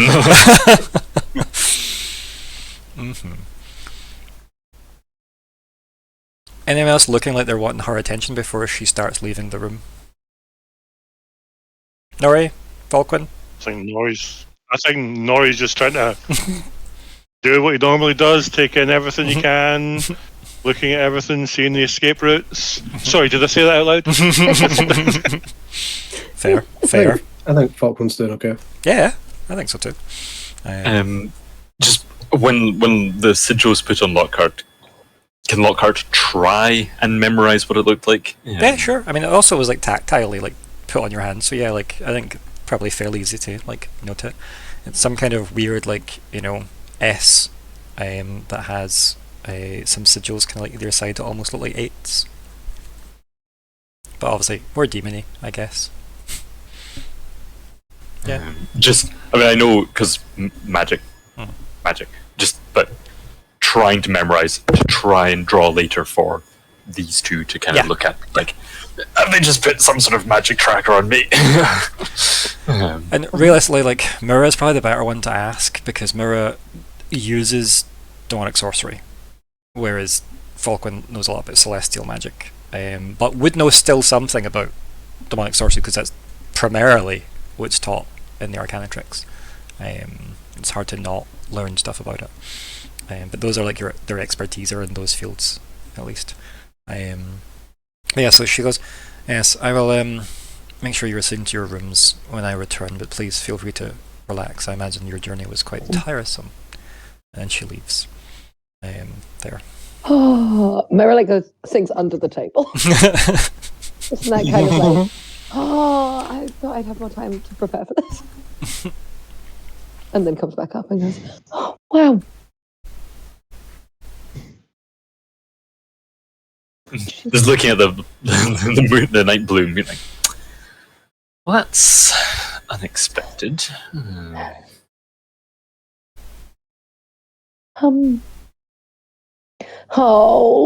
Just in 1 second. Myr'ra's gonna have to check status. She's too stressed about it. Now a night bloom's shown up. Okay, maybe we should check in with the rest of the world. Just looking at the plan. Oh God. Okay, well, it's worth knowing whether, like, how much of a fire we need to put out. I'll get my list ready. Okay. Thank you. Okay, I'm not going to check on Sari there. Okay. Don't want to. He's scary. So, I'm going to check in on Vermi. Okay. KT. Okay. Who else seems worth? Who else would know stuff? I mean, you can all get Not touch any of the elven friends. Yeah, don't touch it. They'll talk about it. I'm not talking to them. I'm not talking to Brandon now. I'm not talking to any of the... I thought you meant the maidens. Aww. Okay, if I'm trying to figure out if things are, like, out of whack time, like, if more than... Maybe I'll check in on Sierra. Okay. Falkwin, who we're doing this quest for. I so want to say Master Amblin. What's wrong with Amblin? It's not the time. Not the time. Is Amblin that one? Is Amblin Moon Guy? Yeah, Amblin's the moon. Yeah, Amblin's the moon guy, and Duel, Master Duel is the other one. He always tries to. He's the butterfly one. Yeah, yep. I think I'd probably check in on my mum and dad. Okay. Just because this is all feeling very... Posy? Posy, yeah. Checking, is Posy still around? Okay. Did we find her? Did that happen? Yes. Dig. I'm going to check in on Dig. What number are we at? So We've got 3 left. 7. Anyone got any suggestions? What else can we check in on? 8, 9, and 10. Who are we doing? Sorry, what was the last guy that got killed? Keenan. Keenan Silvermug. I could check in one of the lads. Yeah. Check on Topher. Yeah, Dover. Okay, Topher, yep. Look back through all of my notes. The black cut, we could check in on that. I could check in on Margot, or does that feel like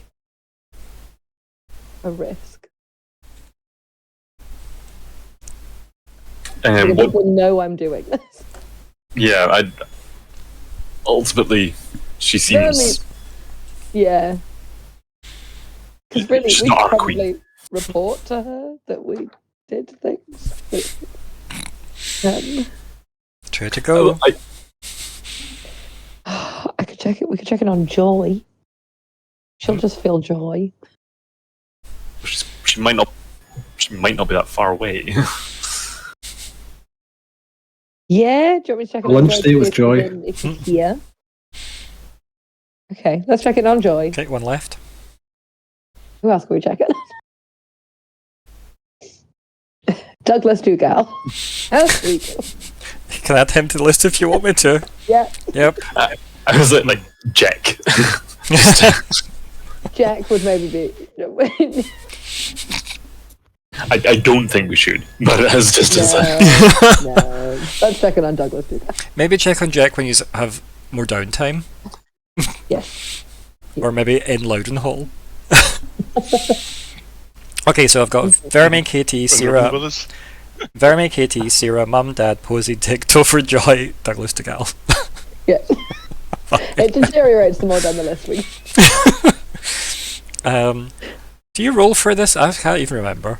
It doesn't say. It nope. They pick what they send. Okay, so Verme sends stress Okay. back. Okay. KT sends stress back. Okay. Okay. That answers some things. Sarah's hungry, Fair. but otherwise kind of not impatient but eager, right? Possibly birds arrived. It's like that emotion you get when you finally place an order for that big thing you've been saving up for and looking forward to, but it's going to take like 8 weeks to arrive. 100%. And I think it's worse when it's like a delivery with multiple stages. So they've obviously got like maybe part 1 has arrived and they're like, but where's the rest of it? And the fact that you're checking in is like, they're checking in. Like, right? It's getting closer. So there is that. Mum's fine, wants you to check in, is the vibe. Dad's More often. Dad's fine without the need for you to check in. That rings true. Yep. Posey's confused. Dig seems content. Good. Topher seems employed. Oh, go Topher. Joy seems elated. Yep. And Douglas Dugal feels very regal. Oh, God. That's gone under the table to do. We'll come back out and go. Okay. Well, I think it's bad. I think it's bad. I'm coming to the awareness that you guys don't fully remember what happened earlier today, but I think it did happen. I'm going to look at Falkwin to be like, convey this to Aluman as well. You know what? Just Alu. Wait, no, we're going. You are in a room alone right now, though. Okay, I manifest Aluman. Yeah. And she turns up and looks at the plant quite intently, as well, as if this is interesting, while still listening to the conversation. Okay. We were arrested by Katie and Serithane. I think that Verme is also arrested, and I think they've Douglas Dugal, the regent. I look at Lockheart. It would not be beyond possibility, but strange if I suppose if they're questioning all of Verme's rule, and Loudon doesn't want it, / was dead. I can't talk about it. And he's the next, solid line to... His candidacy had crossed my mind. It had not crossed mine. And the reason why, right, Lockhart might you be able to piece this together is that Loudon would be in question because she's Verme's mum. Yeah. Yeah. So because that's been kind of unearthed in the background, Dugal is weirdly the next solid choice, considering that they're not together now. Yeah. Right? They're married, but they're not together. So, yeah. No, it actually, he was one of the ones I thought of when we were talking about Regency. So it totally checks as far as I'm concerned. And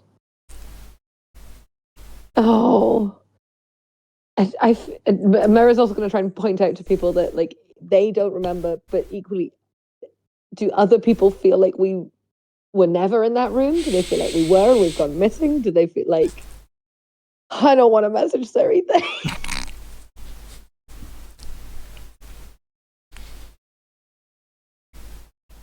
Okay. Well, I might have made things worse because I think what they were accusing us of, I then did. So we should maybe try and distance you guys somehow.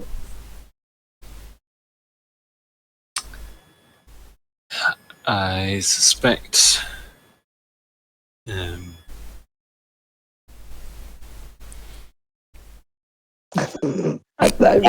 Sorry, I was going to amend this Iron Laws, but I'm trying to remember, is there any reason for Lockhart to now even be thinking of the Iron Laws? So and I'm like, but maybe that's a good reason to bring up the, wait, why am I thinking about them?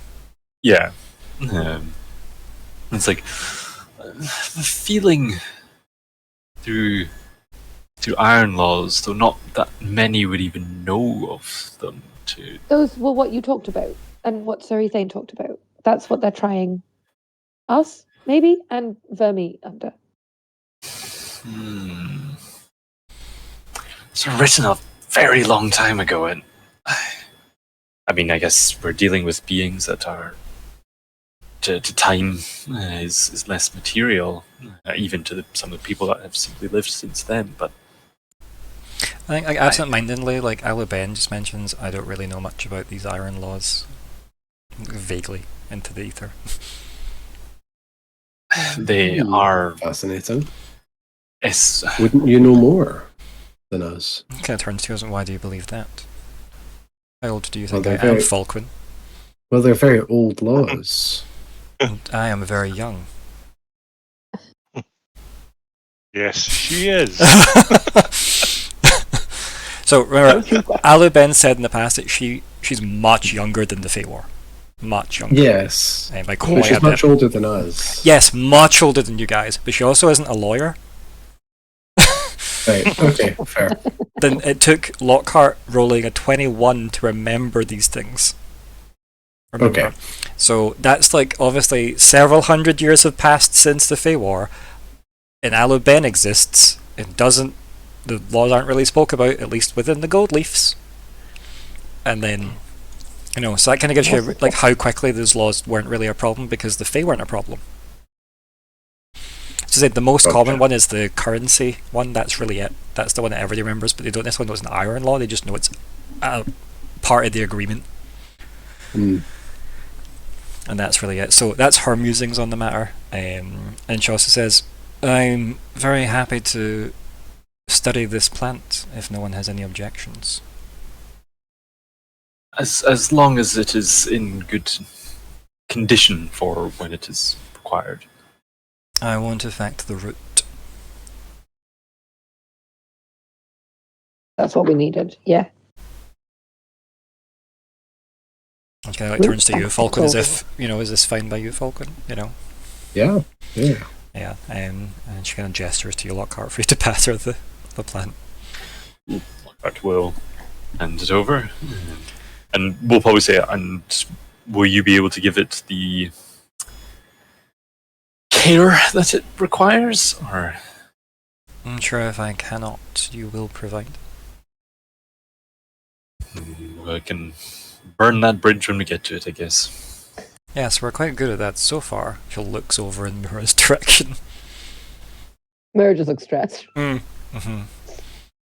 then Aluben turns to you, Falkwin, and says, am I needed for the rest of this discussion? I would quite like to begin. Have that?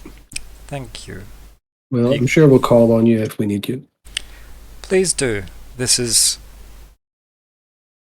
escalating. And then with that, she like fades back into, you know, Aluben space. Yeah. Yeah. So in the door walks Lady Featherstone herself. And she says, oh, good, you're all... Oh. Where is the plant? Oh, it's being analysed. She looks confused and looks around the room, then looks back and... Is it now? Yes. I see. Whether space for safekeeping. Anyway, she's like, that's not something she cares about. She goes, yes, conveniently, it seems like your arrival was noted. We're gonna have to talk to Pride. And the tour has been authorized. A guide will be arriving to take you on this tour. I have been on it many times, as you can imagine, so you will have to forgive me. I have my duties to attend to this evening. But please, the guide will escort you around the city of Sin and back to the estate. It's gonna be fucking joy. Or Pride. Joy is gonna show up full like, hello, I'm Judy. Welcome to Ba Sing Se. There is no war in Ba Sing Se. Yeah. I think Myr'ra will definitely try and thank you, grandmother. You don't have to thank family, my dear. Okay. Again, Myr'ra just like I don't understand. I feel like there are rules I don't know. And there's definitely, you feel like a lot of this is just a dig at your mum as well. Like, yeah. Still, I was okay. Lockhart, you look like you've got thoughts. No. Was simply just going to thank, but same way. Anything else you want to ask Lady Featherstone before she sends you off on your tour? Do you need anything while we're out? Do you need some milk? Oh, but no, obviously she's happy to. Your rooms will be ready. Feel free to leave anything in the foyer you wish to, take into your rooms if you do not wish to take it on the tour with you. It will be quite safe in the estate.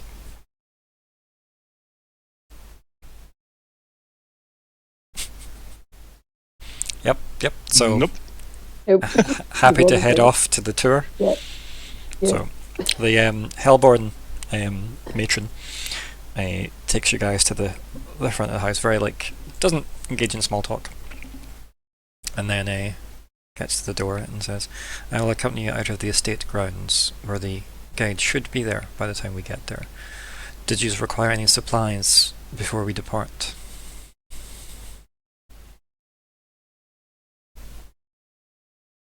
Yes, I think. No, I think we should. If you have any snacks that we could take with us, I don't know how long this tour is going to last.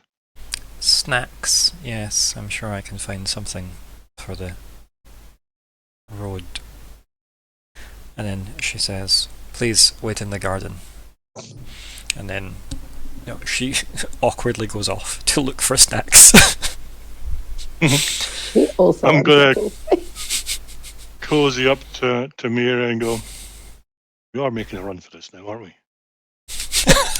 I think we might have to. Although I don't know what that does about. I possibly made an agreement in order to fix the breach, in my family, and I don't know if I leave, if that does something to that. I look panicked. Myr'ra needs time to sit and think through everything, and everything is happening so fast. She's like, I don't know what to do. But I think she will look at you and be like, if you get a chance, though, yeah, maybe go. I do mean all of us. I know, but this is, I very distinctly feel like this is my fault. So, I don't want you all trapped here. Maybe we're not trapped. Maybe it's just a visit. She does not sound convinced.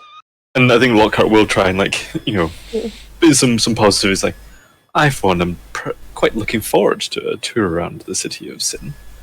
I'm sure there'll be many enlightening discoveries, and I'm sure our guide will answer many questions that we have. He's hoping. And as you're in the garden, like there's like a massive plume that comes from like somewhere off in the distance that must be the center of the volcano, right? A very big plume. And it does seem to create like a fairly big overcast sky. But there's like a lot of like amber lighting in the sky itself. As if sun is trying to break through. And like, but yeah, the city is like, this very vibrant white marble, like as if that in itself is illuminating the place, because it does feel like daylight despite the massive overcast from the plume of smoke. There isn't always a massive plume of smoke either. It's varying depending on the activity from the volcano itself, but the place is always hot. It's always very like you can't quite get enough layers off hot. Yeah, people like your grandmother and stuff seem to effortlessly exist there, right?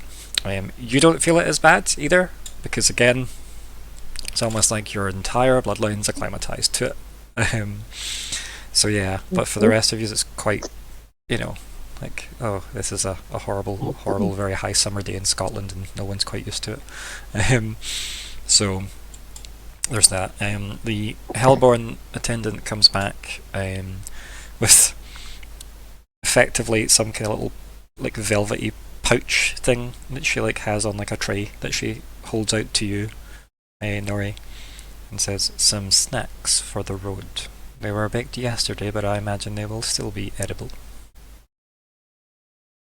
Lovely. They will do nicely. From what we've been eating on the road, they will be delicious, I've no doubt. I have no doubt either. Anyway, Thank you. the main gate is this way, and then like you're walked through the garden. And this time you're probably fully taking in the garden. You've walked this way before, but now you're taking in the garden. And it's a fairly sprawling estate. Like when you actually kind of realize like the scope of this place, like, and it's like the entire place is so vibrant with like quite exotic looking flowers and stuff. Like again, volcanic soil. Who knew? Like the place is vibrant with all the white marble throughout it. Lots of water features and stuff as well, which is, again, you could imagine having running water here is quite a status symbol at the top of a volcano. So yeah, you get to the gate, and outside the gate is someone you're very, very familiar with. Looks very eager to see you all. No. Very Joyful, happy to you see might us even all. say. Very happy, very joyful, elated. Yeah. Incandescent. And lovely Sally Phillips waving very happily, like excited, like oh, like as if you've just got off a plane and they're holding up the sign type vibes of, oh my god, it's you guys, like almost like pointing like at you too. And then the attendant like parts ways and you're left in Joy's presence. It's so good to see you all again. How have you been?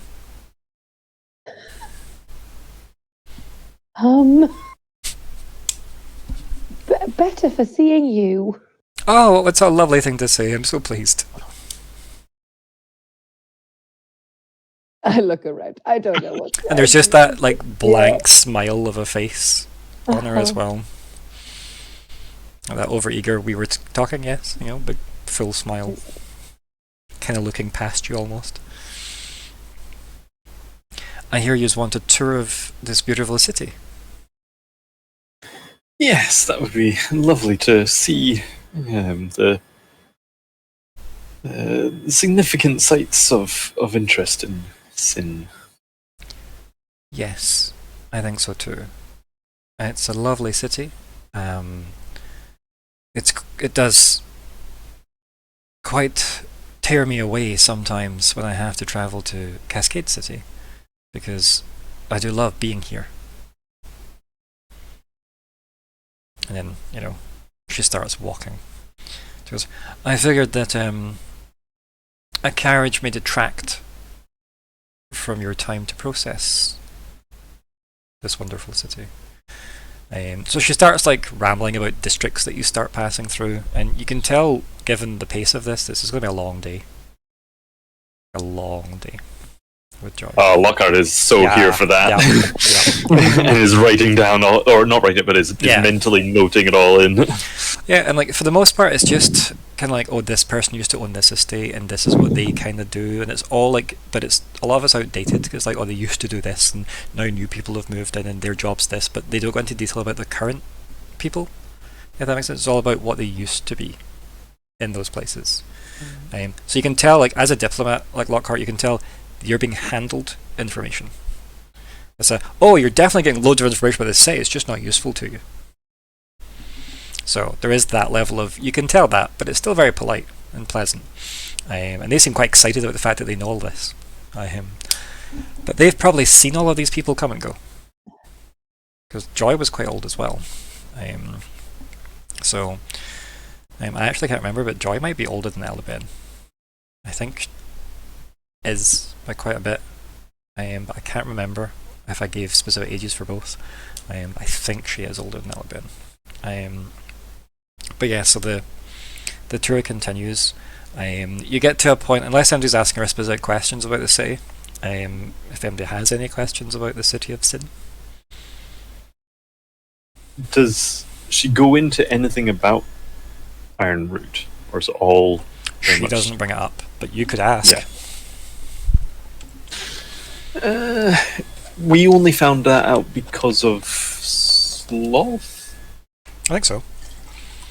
But it's not necessarily like hidden info, right? Okay. Like if you studied that for some reason, you'd know it was like, because everybody knows the Ironroot built Cascade City as a response to the Feywild starting, so they had to be from somewhere else. And that massive landmass up in now Caldera was the Ironroot territory, as it were. I think I'd bring that up then. Yeah. Is there any older parts of the city that would still resemble the elves that we hear? She kind of like touches your shoulder like fondly and goes, I'm so glad you asked. No, when the Celestials moved in and, when the power structure evened out to be Lady Pride that was in place, the city was reformed in a more celestial image. And like she kind of goes up to one of the kind of big stone pillars and she puts like her hand on it and kind of like drags her hand down it, and you can see the black stone be covered by the white glow. Oh. The city was obviously made by the former Ironroot, but it was gloomy. We, and by me, I mean, Lady Pride, made sure the city resembled a more celestial look. Giant smoke plume in the middle. Lockhart will ask that. Was the volcano active, or in its current state at the time? She looks awkward at that, and she doesn't often look awkward. And she kind of smiles and goes, yes, the perhaps it's easier to show you. How do you... Will we go down? If that's one of the sights of the city? Yes, I think that would be lovely to be able to share that part of the city with you. And I have permission, so it's all good. You can tell she has that weird offbeat. She's just been in communication with someone during the course of that conversation. So yes, I think we can make that arrangement. However, we'll have to make a quick stop at a lovely jeweler's. Let's go. So she starts diverting you guys, and it's probably like another 40-minute walk away as she narrates more things as if this was just part of the tour anyway, even though it's a direction you weren't going in the first place. You get to a location, and it seems to be like a very upmarket, like craftsman's district for the elite, really. And she kind of says, it's probably best you all wait here, otherwise, he talks quite a lot. And she laughs, because it's not like she's taken a breath since she's met her. And then she walks. It's the first time you're left alone, and that weird eeriness has left you, right? When she goes in the store like that. Oh yeah, I forgot what it's like when she's not around. Because Joy does unnerve you guys a bit, right? That weird passive, something's off. Oh, there are other people moving around? Or is it like a... No, there are people, but they have kept very like yous aren't from here distance, if that makes sense. Like, you know, people will note you, but then politely, you know, not acknowledge that they're talking about you, etc. Yeah. The site has definitely got like people that's populated. It's just not. You could tell a lot of it's been cleared, right? It definitely seems like it should be more busy than it is. Do they acknowledge Joy? Yeah, like in the sense that they don't like say good morning, Joy, or whatever, but like, you know, they've not done anything to indicate that they're not like aware that she's there, if that makes sense. I don't know how you would clarify that further though. Yeah, it's not like they're like, oh, it's her. Yeah, no one's like, oh my god, it's, you know, the hand of pride, effectively. But no one's went out of their way to be like, tipped their hat or acknowledged the fact that that's quite a massive piece of status that Joy holds, right? Because everyone would be aware of who Joy was because they've been around for so bloody long. And keep in mind, unless you're making a deal to extend your lifespan, Joy's outlived everyone in this city. Do you know what I mean? So, because everyone's got regular lifespans, because they don't make stupid deals like Joy. So, yeah. Or KT. Or KT. Or Posey. But Posey didn't make it. Posey, yeah, bees. Posey was self-made. Yeah, yeah. Posey has her own issues. So yeah, Joy comes back out of this jeweler's with like a fancy box and like opens it up, and it's got like a whole like bunch of kind of necklaces in it, that all look like they've got like what colours would it be? It's like a kind of rose quartz crystal like thing that's got a bit of like glinty glowiness, like a kind of flamey glow from inside it, encased in, and it looks like a kind of brassy coloured metal, or like tarnished gold. And she goes, please everyone, these will help with the heat. She waves vaguely. I will glance. Lockhart will glance at Joy. the two more learned. She's like, is this gonna be like shock collars? You know, is this gonna? I mean, they are on very nice fine gold chains, right? Or like brassy gold.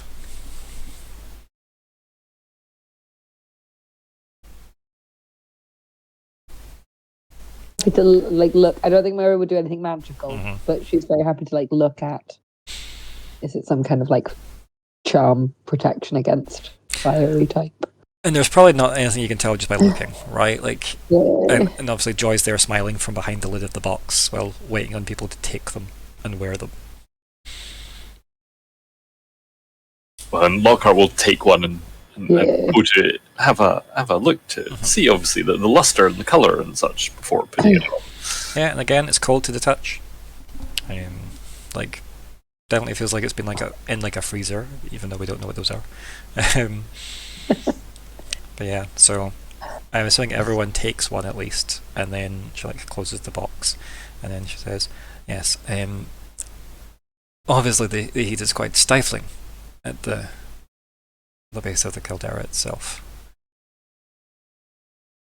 Did they help here as well? And Myr'ra will put hers on. Yeah, That's and like like I think immediately like your temperature goes to whatever your regular temperature should be, like just immediately, like to the point where like that weird clammy heat thing is gone. That oppression of heat's just gone. Oh, very impressive. They don't work in the cold though. Okay. Quite brittle in the cold. Do they not work in the cold, or do they work too well in the cold? Well, the last person we sent to test that didn't come back. Indeed. But that could have been a number of reasons. She laughs melodically. Perhaps they found true love. I like to believe that. Yeah, Lockhart will put one on them. Yep. And again, same for you. Much more comfortable. Obviously, Myr'ra can mitigate a lot of the heat here anyway. But like for you, very comfortable. Like just again, you're now like in a very nice room temperature situation instead of this oppressive heat. I'm watching Falkwin very carefully to see if he's had any alerts from Alubin warning him, don't touch it, but so I'm waiting for him to go first. Alabend's not said much. Probably busy looking at a plant. Seems to be just interesting enchanted items. Although enchanted items, Alabend does take an interest in these. So as I go to pick mine up, I'll just sort of like offhandedly mention to Alabend like, oh, this is a neat little trinket, isn't it? I think like Alabend's, you can tell it's diverted attention, but it's okay. So Joy hasn't killed you so far. Mm-hmm. Is her afterthought on that situation? I don't think Falkwin was suspicious. Just to sort of like, oh hey, it's your thing. It's your special interest. I think you can tell the vibe from Alubin currently is there are bigger things to worry about than Joy, and it's Myr'ra. And possibly Sarithian by proxy.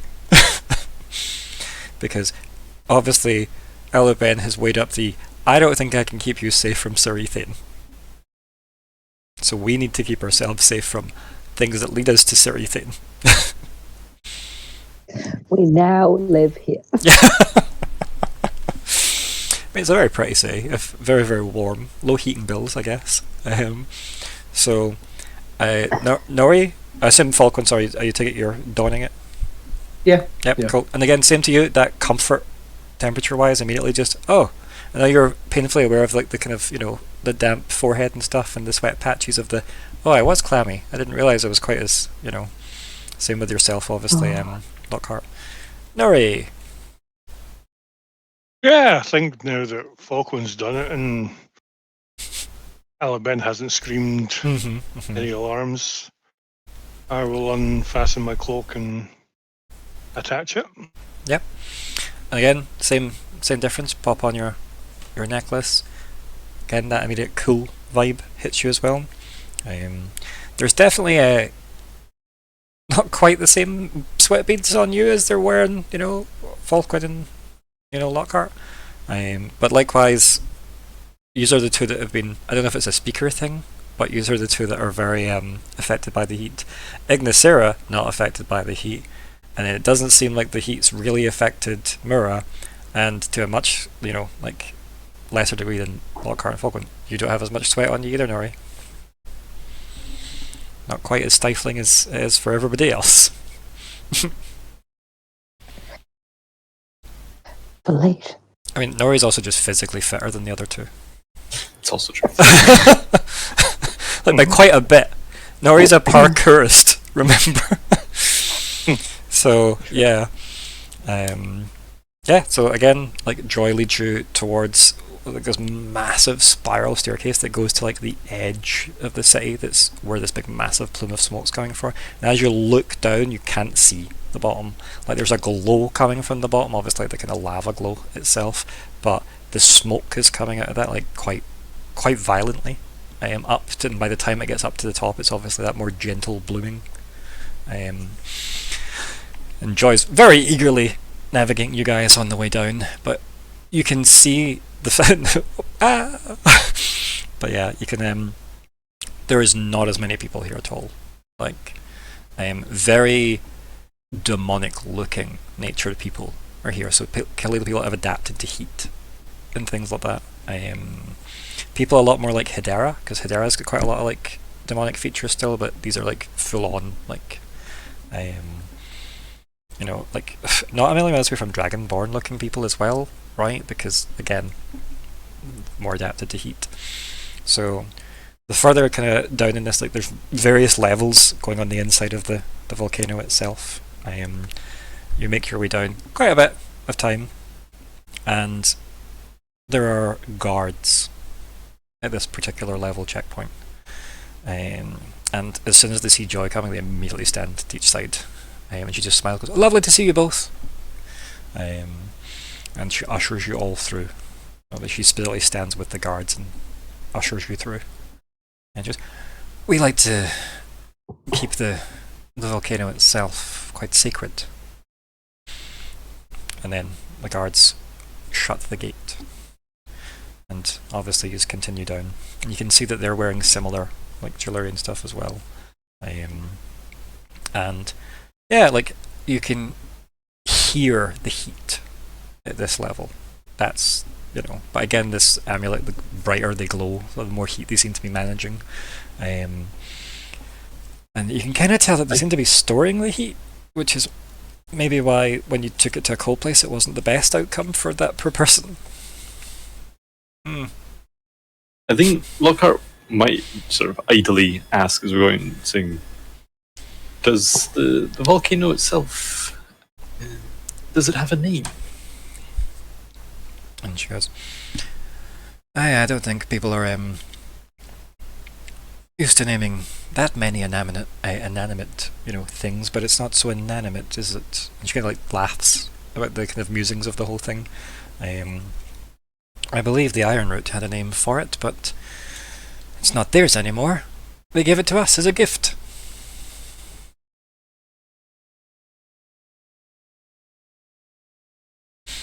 Getting more and more curious about that. Yep. Uh-huh. Also, it was just Meadow Song Bronzebark. I found the page. I wrote it on. So just Meadow Song Bronzebark was her name. Unrelated to everything, just lore. As always, until 2 campaigns later, when it's super important. But yeah, so you're realising as you're getting to the bottom, and you can now, the noise, you can barely hear each other over this, hissing heat noise. And the light that's coming from the centre of, the lava. You can kind of, see this is where all the smoke is coming from. It's all billowing out. And Joy's like, good, everyone, wait here. Quite excited, like a school teacher taking people on a trip. And then the light becomes very quite blinding, very, hard to see, etc. And then out stepping from the centre, majestic golden wings of light, and a form of light that's hard to resonate in your eyes, and the waves of heat coming off of it. You can't feel, but you can see them distorting the space around, until the cold snap takes in and the plume immediately seals and stops, and obviously starts to dissipate up. And out walks Pride. Ostentatious entrance as ever. I'm not saying that in character. And you can see that Pride's shaking off ice and frost, and looks incredibly uncomfortable with that transition that your eyes are piercing the weird heat haze, and now the kind of the evanescence of the heat and the cold meeting together, and again as your eyes are forming on her, you can see the almost bureaucratical clothing seems to have taken shape over her again, as if the shadows have formed that from the light dissipating quickly. Just, isn't it wonderful to see me?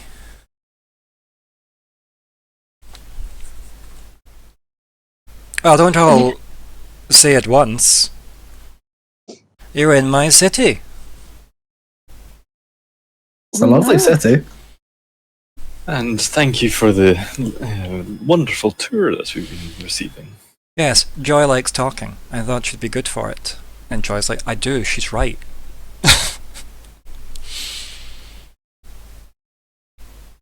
Well, why are you here? I thought we weren't going to do this. Joy, you can go. We don't rightly know why we're here. Interesting. Oh, no. Why do we have a small player agency moment while Joy leaves? Are we? Joy starts. Are we not doing that? So Joy clacks her way up the stairs. No. You're just gonna have a moment. Player agency moment. Let's have one now. I'm okay with. I think Sean should say. I think it's fine. Yeah, because again, I want to know what she knows, but also we could use the excuse of my grandmother lives here and we're here to find nightclubs. But you are correct. That's not really why we're here. I think that would be dangerous bringing that up, considering the battle cast Pride back to wherever she came from, and lost her sword. I think that would be dangerous. I also think she might be our best ally to get Vermi out of danger. Because she doesn't want... I don't imagine she wants the Grand Council digging around into Fae bullshit that she was involved in. Okay, yeah. And you can at least fair enough, you can talk to her about it. Yeah. We have no the only secrets one. from. Yeah. Although, She stabbed Cairo. She's the like she Yeah. knows. but she doesn't know we might have saved her. True. Maybe, like she might. Of all people that might know, it's Yeah. Brian. It's just that's the only thing that we might have that they don't. Yeah. Maybe. And I mean, as far as Alexander's concerned, what Falkwin was going to say sounded very Falkwin. So Yeah. Yeah, I'll step back. Sorry. Yeah. Okay, I never thought I think play to it be that way, fair, but yeah. our reactions could have absolutely been as characters. Yeah. Yeah. I think Myr'ra, Lockheart, and Nori were equally likely to go, whoa. Oh, I'm here for it. That sounds And good. Falkwin continued anyway. Yeah, do it, Falcon. Yeah. Go. Okay. Yeah. We don't rightly know why we're here, to be honest. And then she kind of like cocks her head to the side, like, huh. And yet you made the trip here through the beautiful landscape that is Caldera. Unscathed, I might add, yet not that I'm judging your capabilities. You have proven quite capable in against the odds. She like almost like shaking off that thought. Yes, but here we Yes. are, and yet you don't know why. Indeed, that trip. I mean, it's undeniable fact that we made that trip. I remember making that trip, but I don't. But I didn't. Can anyone You else might have. talk? Well, we were planning to come, and my grandmother resides here. You have family Um, here. How lovely for you. Are you staying? Well, Myr'ra looks conflicted. I don't really know. It's been a really long day. We weren't here. Who's your grandmother?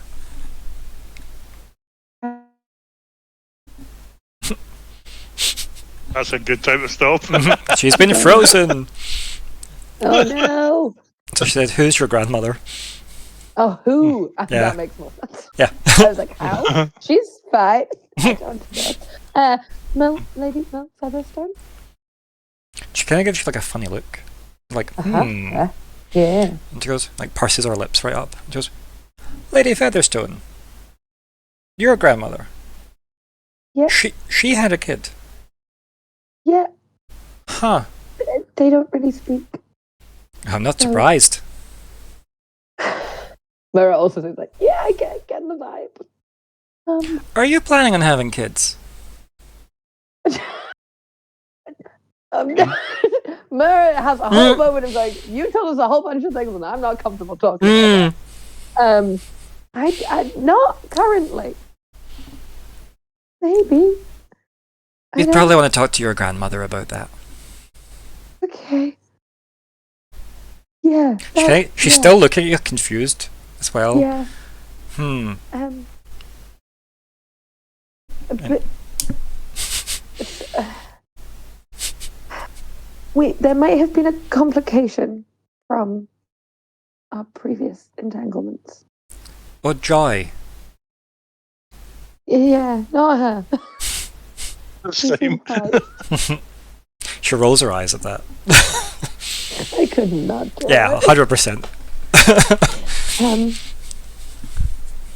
Yeah, coming out and asking it. Am I asking, are you aware that Vermi's been... Are you aware that Vermi has been arrested, we think, maybe? And when did Under this happen? investigation? I'm unclear on that. I'm sort of unclear on when anything happened. Although I'm not unclear. She looks at all of you like, are you all okay? No. We're not No. okay. No, not in the slightest. She like rolls her shoulders back a bit and like her fists are clenched. She goes, I don't think I can help with this situation. Yous have to maybe work out what yous are talking about. So I'm gonna go back in because this is horrible. The Fae that you stabbed, Allegedly. allegedly. The Fae that got stabbed. Yes. Possibly got healed. And the person who healed How would that them, have happened? we maybe asked for it to happen. And who did we ask to heal a Fae that no one knows about? A guy called Surrey Thane. And who is he? We don't know. There's not much here, is there, really? No. And how would he know how to heal a Fae? He just did. That night blooms. Yeah. Night blooms? And how do they factor in? He knows how to make the elixir of healing. She's my favourite.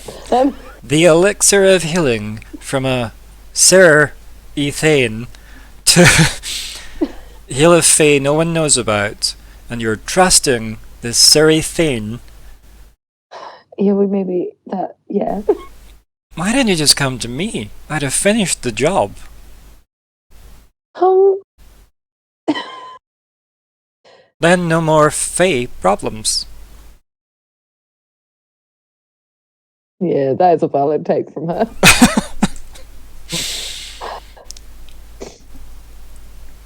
Had I known he survived, or had I known it survived, I think is probably what I should say. And that's a dig at you guys. Yeah. And now you expect me to help clean this up? Is that why you've come all this way? Need Mama Pride to help her children? For the moment, we were just looking for a tour of the city. Are we going to gloss over that?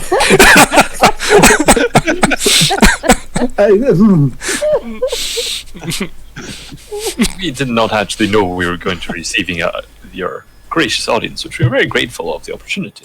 You even seen my true celestial self. The heat of the volcano allows me to exist in it briefly. This is why we were gifted this place. Fascinating. Would you like to try it? I doubt it would have the same effect. Maybe not on you. She smirks. But you have not heard anything from the council regarding... I have people who read mail. People that can answer on your behalf? No one can answer on my behalf, but I do have siblings very eager to open envelopes. Well, I wonder what they've been making of the situation, but sure, it's nothing for you to have to concern yourself with. Well, now that you brought it to my attention, obviously I have to go read something, unless you're going to tell me what you don't know about it. Well, I'm sure you'll find it as enlightening or as confusing as it has been for us. So far, yes. Any more information you can give me about what I'm about to be involved in with the council? Tell about Dugal. It's her husband. It's her husband, that's true. Oh yeah, Yeah. We will then. It's like, well, you're former, or perhaps somewhat even current, Alleged. alleged former current husband, former consort to Gal may have been made regent. I'm sure what he has learned from you will aid him in his experience. Well, good for him. I like to see people doing well.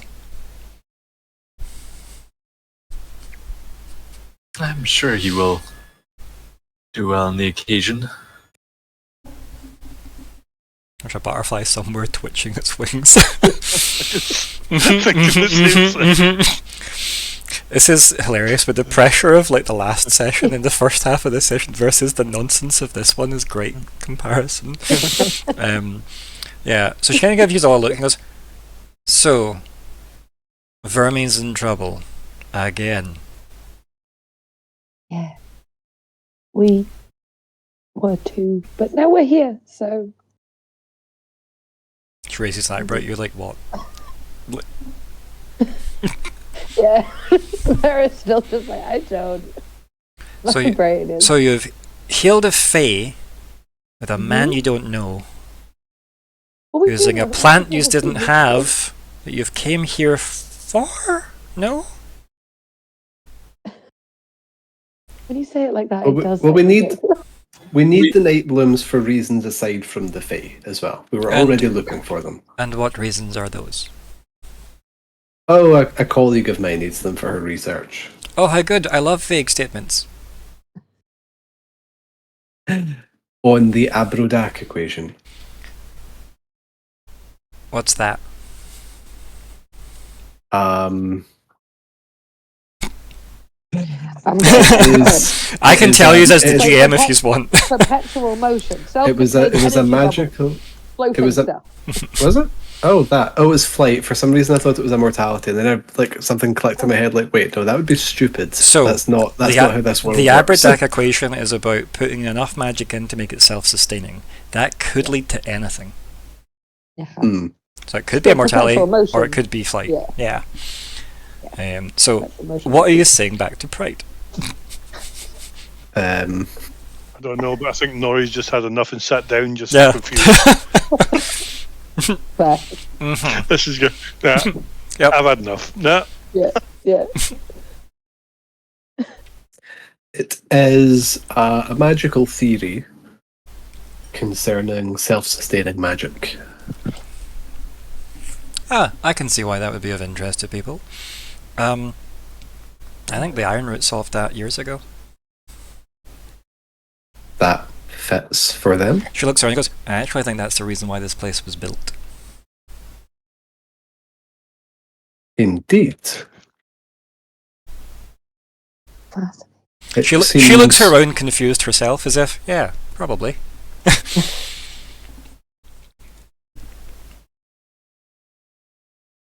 It seems very non-coincidental then that the plant we're looking for, which is related to her research, would be something that thrives here. If you say so. I'm no expert on plants. Can you tell us more about this place? Yes, it's very comfortable for someone of my disposition. What would you like to know? I'll be having words with Joy, however, if our tour was not exactly thorough. You said the Iron Root built this place for self-sustaining magic. Is this a artificial volcano? No, this city. They Oh. built the city on the volcano, but not... This city is like... Looks around. Many years old. Well, her sense of time's warped. She goes, much older than things should last in this heat.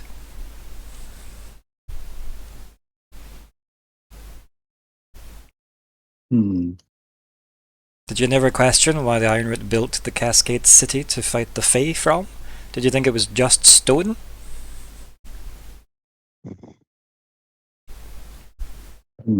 I know it's not. I could not sense the level of the floor. So you say that to Pride. Yeah. Yeah. Yeah. Yes, the Ironroot were, to give them their credit, quite ingenious for things that died. We, Celestials, aren't exactly known for innovation. Creativity is a spark not gifted to us, and yet, the Ironroot. A full inferno of creativity. And she gestures back to the volcano behind her. And she goes, yes, they crafted many things, and when faced with the... She gestures vaguely between you all. The threat of the Fae ever-changing, they created something ever-stable. And they built... And gestures vaguely. Sounds like this Abrodak thing you speak of, if it's ever-present. You can tell, like, she doesn't really know what the fuck she's talking about, right? Like, she really doesn't care about the Ironroot. Doesn't. She's literally got a hot bath, basically. And she likes that she can, like, stave off that cold prison that she's in by being. Because remember, the devils were denied like light and heat, and this is a source of that. So, yeah. But she's trying to piece things together. Oh, that makes sense, I guess, if this place was built of that. How else would it still be here? I've never had to think about that before, because it's just always been here in what's a couple of centuries to someone that doesn't have a death date pending. So yeah. I don't think I have any way of sending telepathic messages to anyone, do I? Unless you've got one. Possibly still. I don't know No. what day it is. I don't think I ever got one of those rings. No, Alabin said they would try and make one if they could study theirs. Yeah. You could ask Pride if she'll assist. I would like to get a message to Syrah about what we've just learned. Okay. I mean, you could just say that to the group, I guess, because yeah, you're in that conversation, right? I wouldn't say it's urgent. So. If it's on your mind, though, and it's a conversation about that, it makes sense to have it, right? Like it's not like you're cutting off a conversation about something else to have it. I would like to. I think we should let Syrah know what Pride's told us just now. I think it would be very useful for her research. I'm so glad I can be credited. I'm sure you'll get a footnote. I don't know what people write. Yeah, the proper academic response. Yeah. And she kind of like gestures as if, obviously, I'm kidding. Like in that kind of, it's in her nature to just be like, I want the credit. How well does the postal service of Sin work? Where do you need to send something? Cascade? I could take you to Cascade if you wanted. We could just go there. It's not so urgent. Then why send it? At some point, though. Oh, really? I look at the group and say, I would like to speak with my grandmother again, but we technically have what we were planning on coming here for, but didn't sort of yet. She might be rather busy this evening. I believe she has duties to attend to at this hour. Yes, she said that. So, at least staying till tomorrow. I look at the group like, yeah? Is that okay with everybody? At least as long as to leave. I also don't think we should go to Cascade City right now. Yeah, no, I don't. No, yeah. That's not it. I was hoping for either telepathic message or just send a letter, and Viktor can set like a timer between 1 and 4 weeks to. The problem give with us the that is display. physical post doesn't really make it out of Caldera because it's a wasteland That's full what of I was monsters. afraid of. Yeah, that's what I was afraid of. but like obviously psychic magical messages or whatever obviously are much more reliable. It's pretty much how Myr'ra's grandmother has been, but Myr'ra's grandmother does it in such a posh way that a physical letter turns up. Yeah.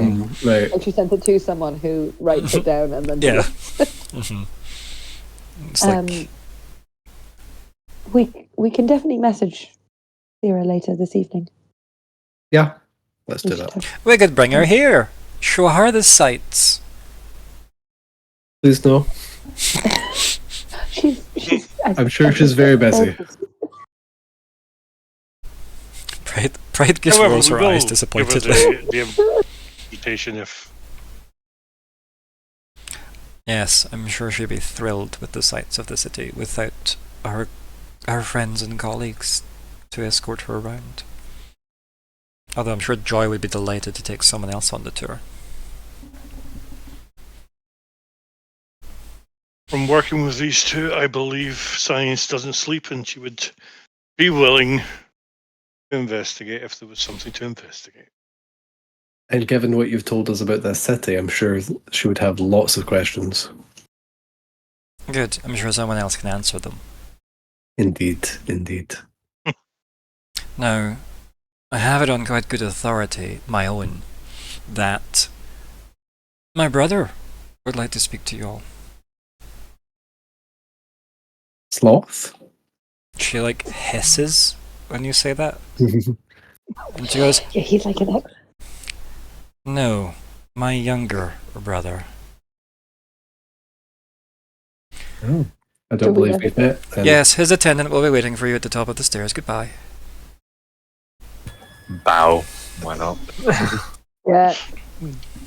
She Waves just like over Lane. walks back into the air, like waves over her back, like, and it's just like obviously like the heat and the hissing and the the smoke plume and everything kicks back up, and the bright light, and yeah, the angelic presence that is in fact Pride, as they're able to shed off the kind of cursed visage of this cold and dark form, as they go back into the lava and exist almost as close to their original form as they could. And the plume starts again, and Joy quickly clacking down the stairs like there is Oh, let's God. go, like, let's not keep them waiting, good for the cardio. Oh, let's go.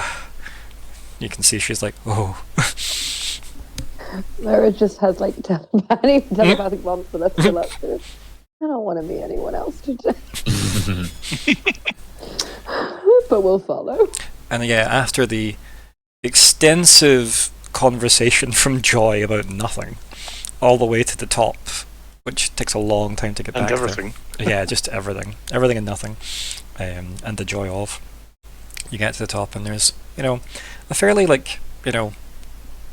again suited and booted type person there, looking a bit too serious for their own good. A gentleman, kind of like olivey skin as well, and they probably look like a lawyer, realistically. And Joy, catching her breath, holding her shoes, it's like, oh, it's my pleasure to introduce you to Ruin.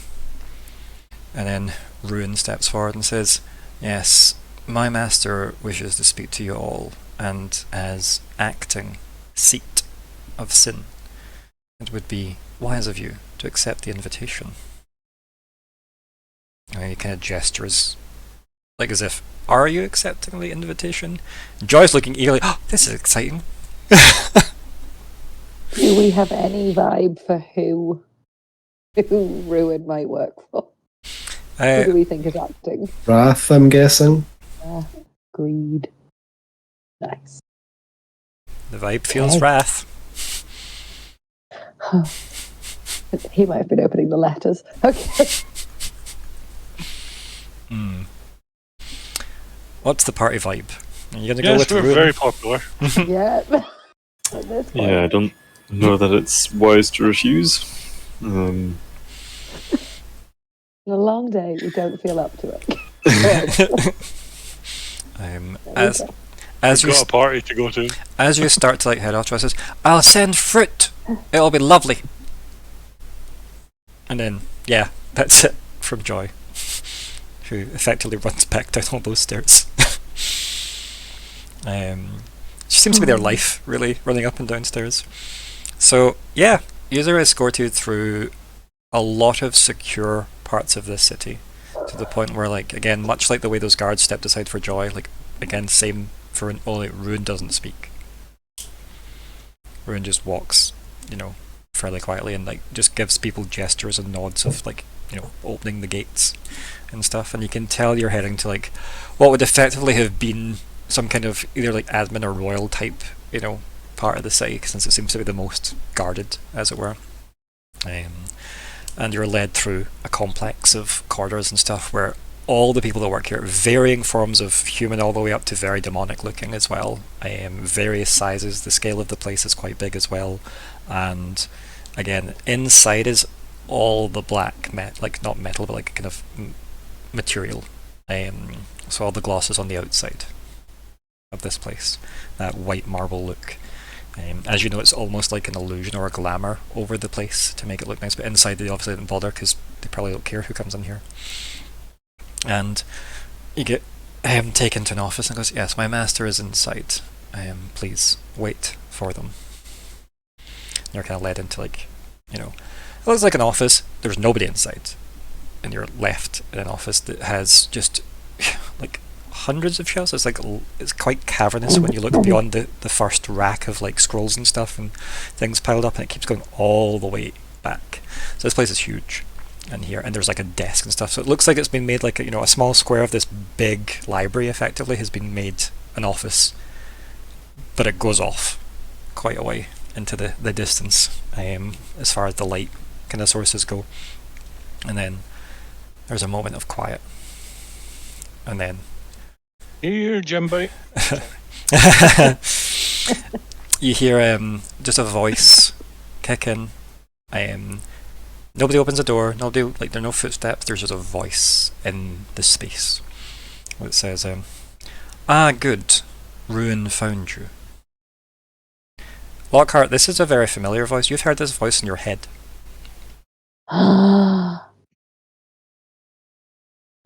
So remember in the cave, just at the mouth of the cave, and you kind of blacked out and all that black goo came out of you? Yeah, this is the same voice. It said, "Oh, you've found one of mine." One of mine, yeah. Yes, and that voice comes through, and anyone that knows what Robert Carlyle sounds like, that is the voice in question. I'll put in a...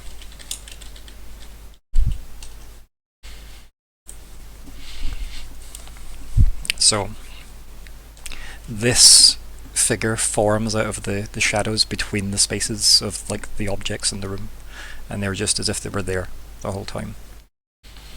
Again, black, kind of like very almost again like robes in a suit type combination, but very like as if they take themselves very seriously with their kind of black clothing. And they say, "Seems like you have been quite the celebrities running around the continent. My name is Wrath, and we have a lot to discuss." And that's where we end the session. I love it. So,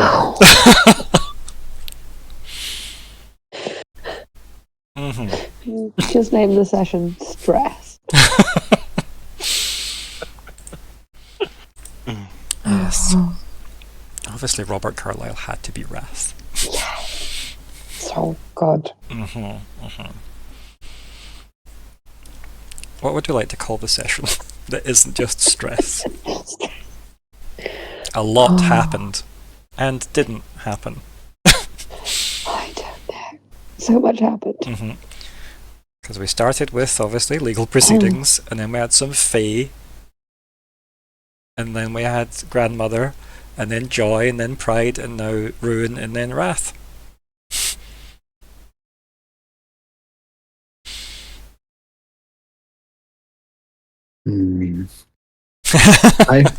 I had a thought earlier, and I should have wrote it down because now I've lost it.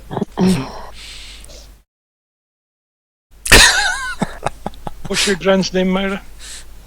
Myr'ra. Myr'ra Featherstone. Featherstone, yeah. There's maybe an apostrophe. I don't know if I've decided yet.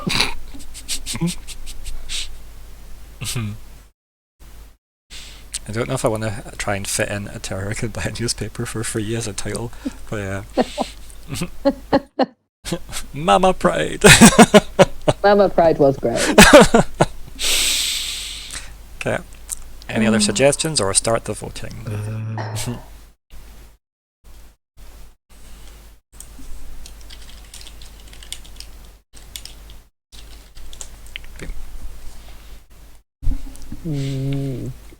Very tail end of the session, mind you, but I feel like Ruin was maybe how you started.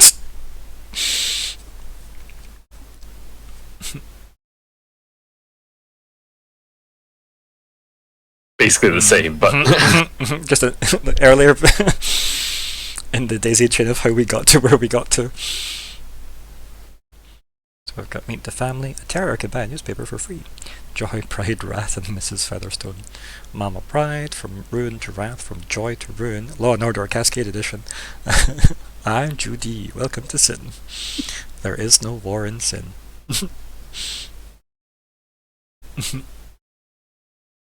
Okay, quite a few suggestions. Yep. Fae ways to sin. Yeah, we get 2 votes so far, unless people are altering them from the new suggestions.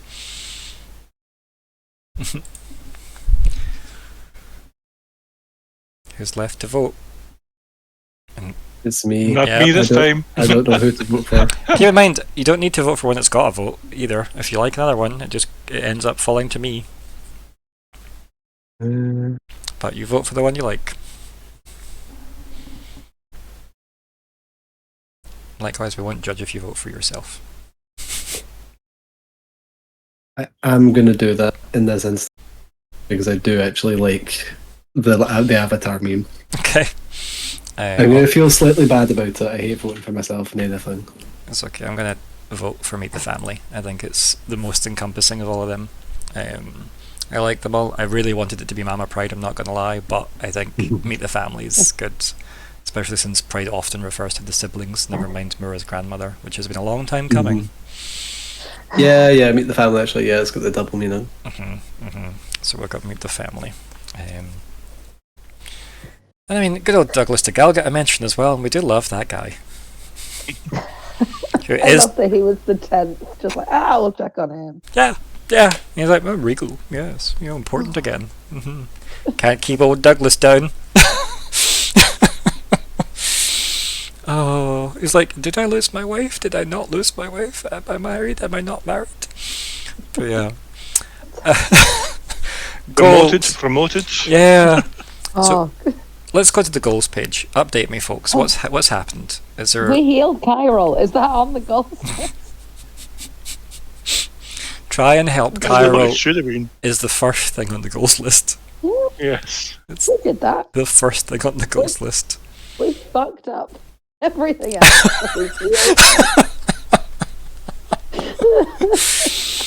Oh, that's a quote.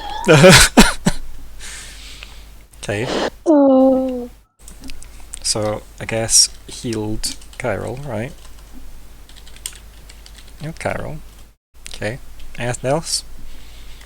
Well, we now have the lunar bloom and we have the bird feathers. Yeah. And the 2 bird. birds. What was it we had left to get, and where is that again? Yeah, we know. Yeah. We're waiting. We're so close to Dinosaur Island! I'm not going to get to go.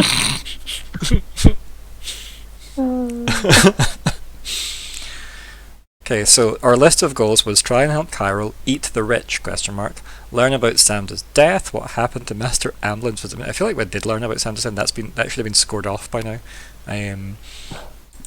What happened to Master Amblin, visit the moon, learn more about Bran and Elle, the First Blade, what happened to them, all the question marks, Ciritha and all the question marks, bats and question marks, Count Conthreme, Ferrin, diplomacy, Falkwin's goal to kit out Aliben and do the projects with her. And then obviously our resolved list thus far. Obviously we get the Heart Piercer, we've got the Sira quest, and Nori's trying to look into their heritage as well. How do you feel about your heritage so far, Nori, and that goal? Like, I feel like a lot's been looked into at least. Yes. But there's still the gap of not knowing where my father came from then. Yeah.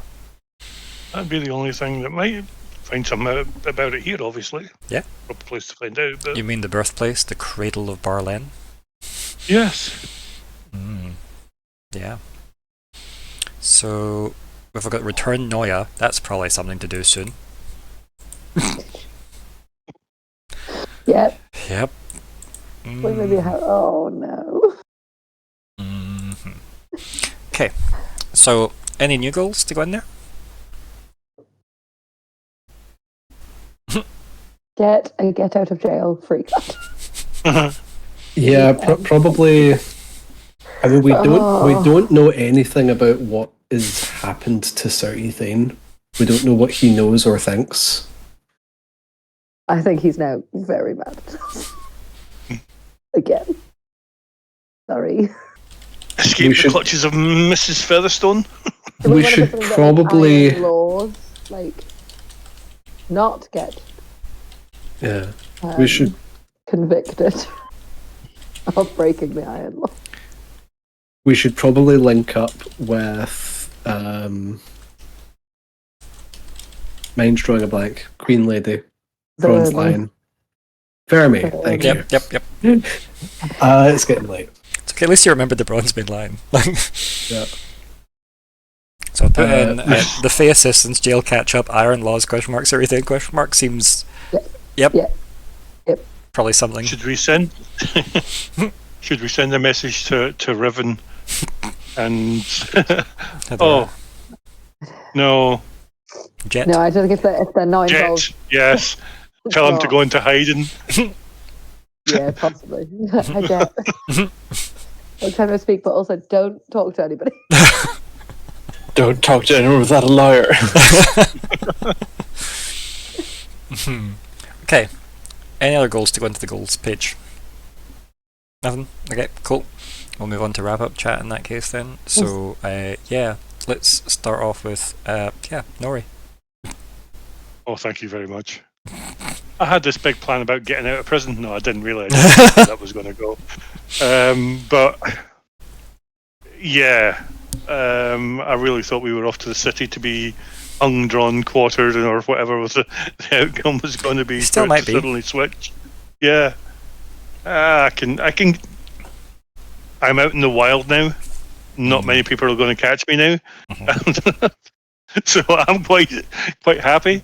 But yeah, from being in prison to making deals with the Fae, some people will never learn, will they? I'm looking at something in particular.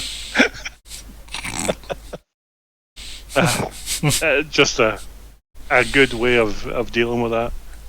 Nori is confused. Nori just the timeline is the timeline. We travelled here, we got here. I don't know what anybody else is talking about, but my pathfinding got us here in record speed. I mean, what else is there? That was my job. I got us here. I should be getting rewarded for that, but instead, I'm getting confused. Your reward was confusion. Yes, thank you for that. Yeah, good. Very good session. Yeah, enjoyed it. Oh, glad. Falkwin? Yeah, that was good fun. Obviously slower start for me, I guess, because I missed the end of the last one. But at the same time, not so much, because immediate whiplash of like, okay, the 5 week long tunnel thing is gone now, and we're now fully whiplashed into what is going on.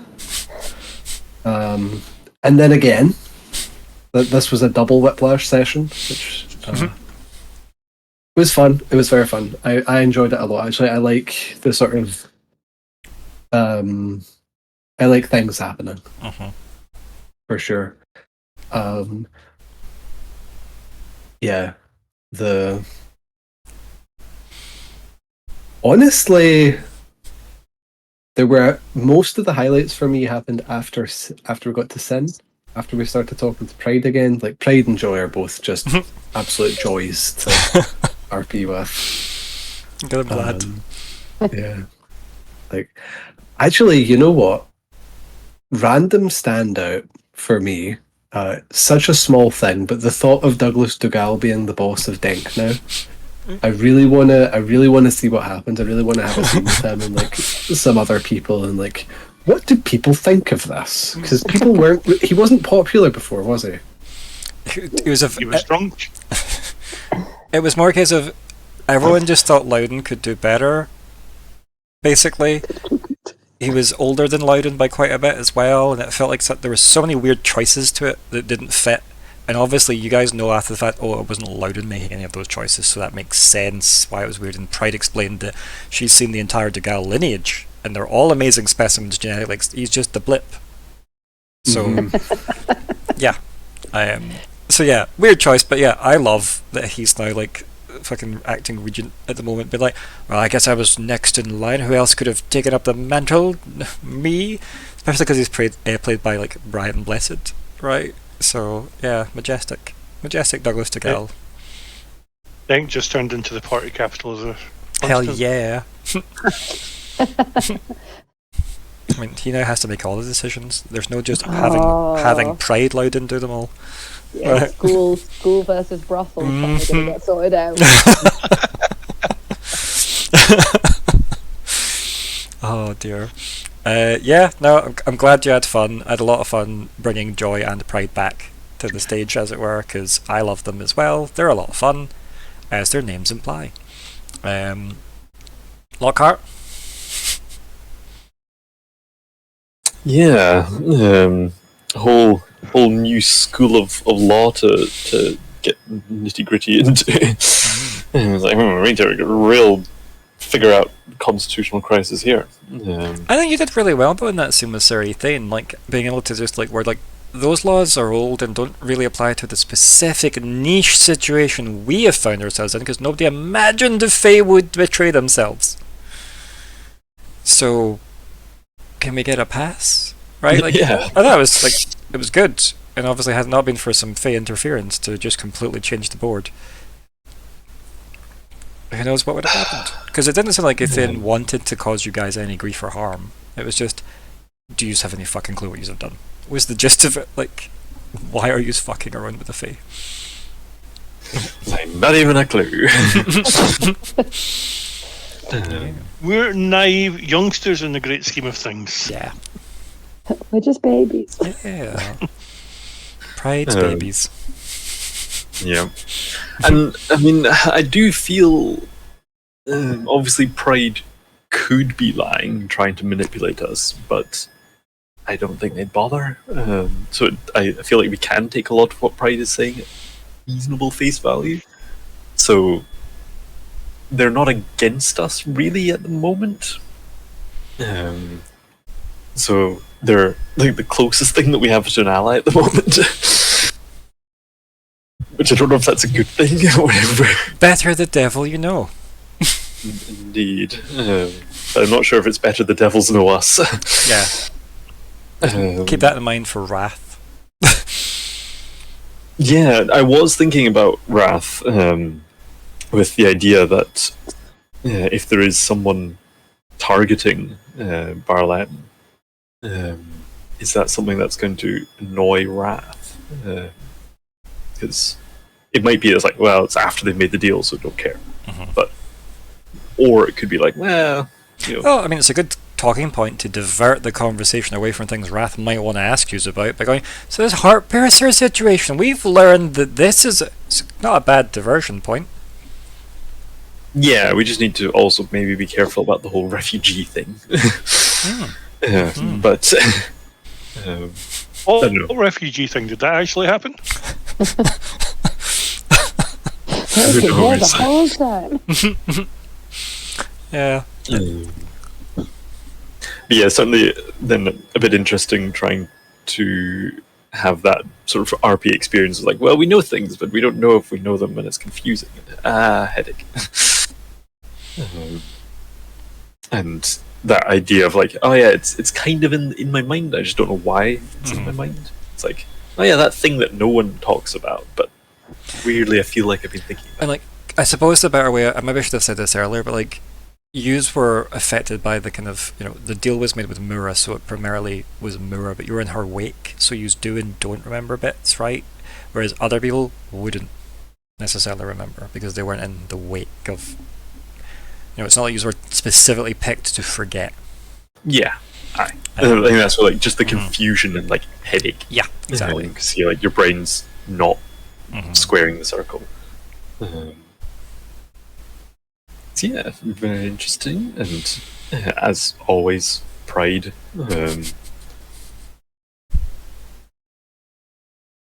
Gonna be,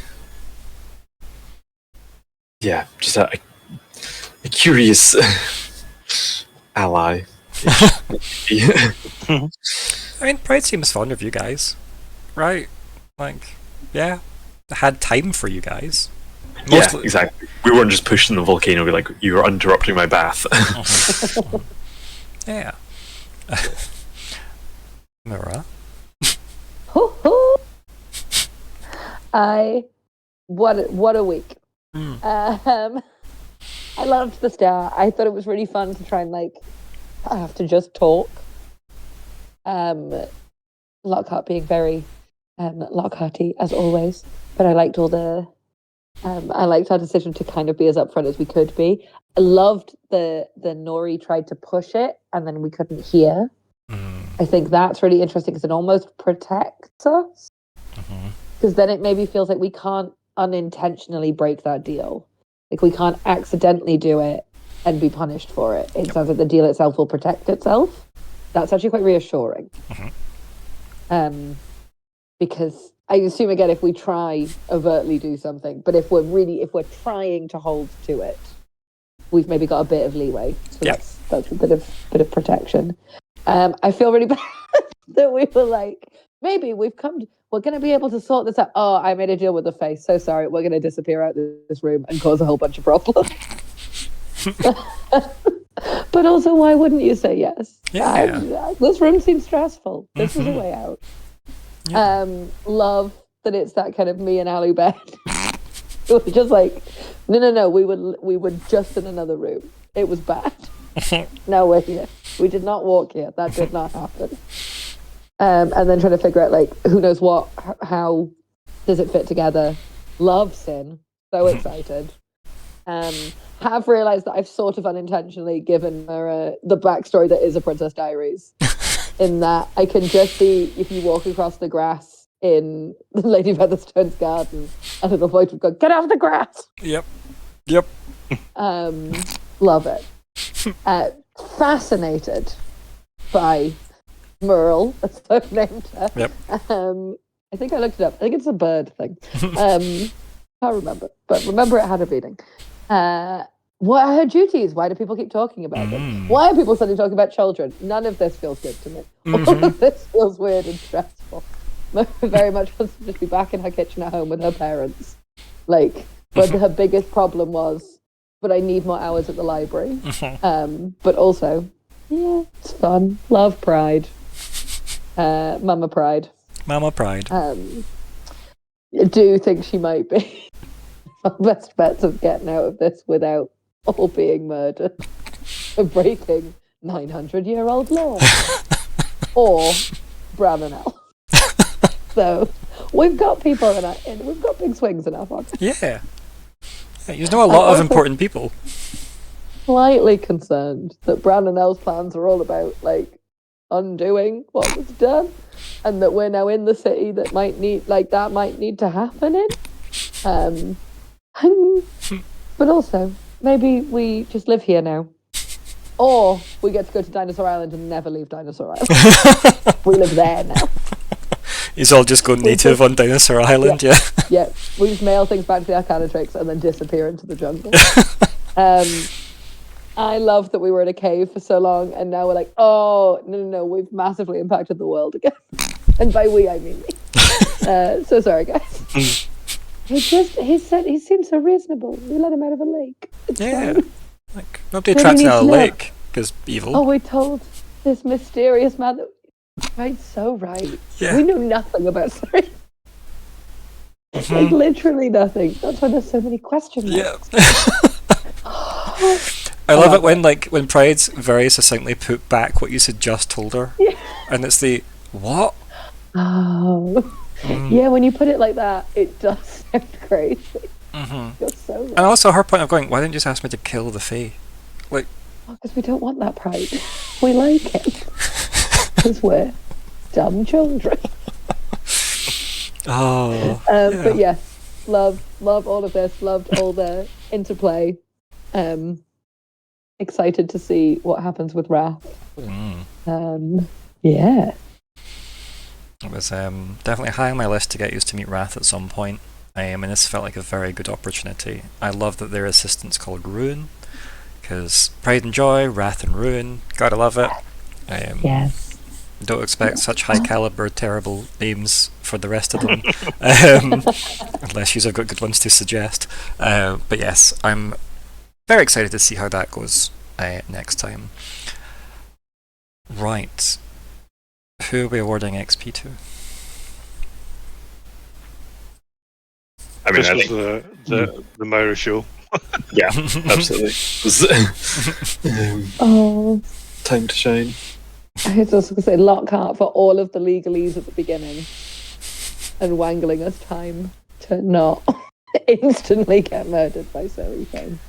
So I'm actually just going to give everybody XP this week, because I actually think there was moments throughout the whole session where each of you did something that really furthered the direction. Because Falkwin said a lot of things that you're like, oh, maybe not, but actually do say it anyway. It's actually we like it. Like even Nori did that right at the start as well, with like a lot of the are we just going to say this or are we not? And everyone's like, yeah, actually, yeah. So everybody can mark XP for that, because I think everybody definitely. And while I don't disagree that obviously Myr'ra took a lot of the heavy lifting near the last half, I did throw Myr'ra kind of under the bus with the chiral situation. So yeah, Have the fun. yeah, but that's it, right? Like I mean, it was a deal that was made, and now it's something he can uphold. It does. I totally was like, he'll be fine. He won't get better. I won't have to deal with it. And I suppose it does answer the question of like chiral did seem to get better, if nothing else, if they were now able to assist. Yeah. Which does kind of question Siri Thane's "you've made me complicit in helping a Fae." Because he did it. So yeah. They also. So it's his own fault. He had the choice not to. Yeah. Who sent Did the not say night that out bloom? loud. He did not hear that. What was that, sorry, Myr'ra? Who sent the night bloom? Yeah. Chiral? Who sent the night bloom? Added to my conspiracy book. Yep. Also, we know that Siri Thane now has a moonlight blade as well. Everything Pride said about him pretty much is solid. Strange man, could heal a Fae, knows about night blooms. You trust him. Why? They were arresting you. Why? What? Who is this man? Yeah, why does he have the power to arrest? Yeah.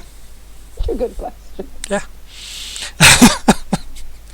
And you all just was like, we're accepting your authority because you're tall. And really, really, really fucking powerful. Yeah. It's just that he's bigger than us. Yeah. And yet, thing is though, Falkwin, like, yous are all really powerful. Keep in mind that yous are all really powerful as a collective. Yes, like all of us together maybe add up to one Siri Thane. If we've got Posey, then maybe. Oh yeah, Posey. Posey tanks the fight, obviously, yeah. He's really allergic to beasts. We're just gonna get her inside. Just imagine fighting the beast. You know, there was a raid boss in Guild Wars 2 that was meant to be really long and really tedious. Like it's never that hard, but it's really long and really tedious unless you happen to know that one of the bosses, like you're fighting 3 bosses at once. One of the bosses is scared of dogs, and one of the bosses is allergic to bees. That's so good. So what you have to do is you have to pull the wolves and the bees from other parts of the map into the boss arena, and they fight those 2 specific ones and make the whole thing a lot easier. That's so good. Nice. That reminds me, small anecdote as well, that reminds me of I want to say Final Fantasy X, where there's like a boss, like an undead dragon-y thing that you have to fight. I also feel like it was Underwater, but I forget. Either way, you had to fight this. It was a very, really difficult fight unless you used a Phoenix Down, which was a resurrection item. If you used that on the dragon, it just died. Because it was undead. It was just a one-hit kill. And I'm like... Right, yeah, I've heard of that. Yeah, it was so good. And obviously, if you know, you know. But sometimes you're like, but I kind of want to see if I can fight it. And two rounds in, you go, just use the Phoenix Down. just get rid of it. But yes, as for that, I feel like you all get XP just for furthering the plot as well. So obviously, roleplay got XP, and then the XP is a lot happened this session. We have moved quite significantly up the board. These are things you just need to do realistic. Yay, celebrations! Things to kind of really focus on is you probably want to get that body and that night bloom delivered quickly. So maybe I want to focus on that, and you do know that Pride just offered you the ability to get to Cascade. You also know that Pride can just use those weird demons that she used last time to get to Loudenhall and make portals. Oh yeah, those poor demons. Yeah, those poor demons. But we know that she has access to transport options, at least, to get you guys there, which is something, at least. Beyond that, yeah, we'll see what comes up next time. But thank you all for playing. Say goodbye, everybody. Goodbye. Bye-bye. Good night, everyone.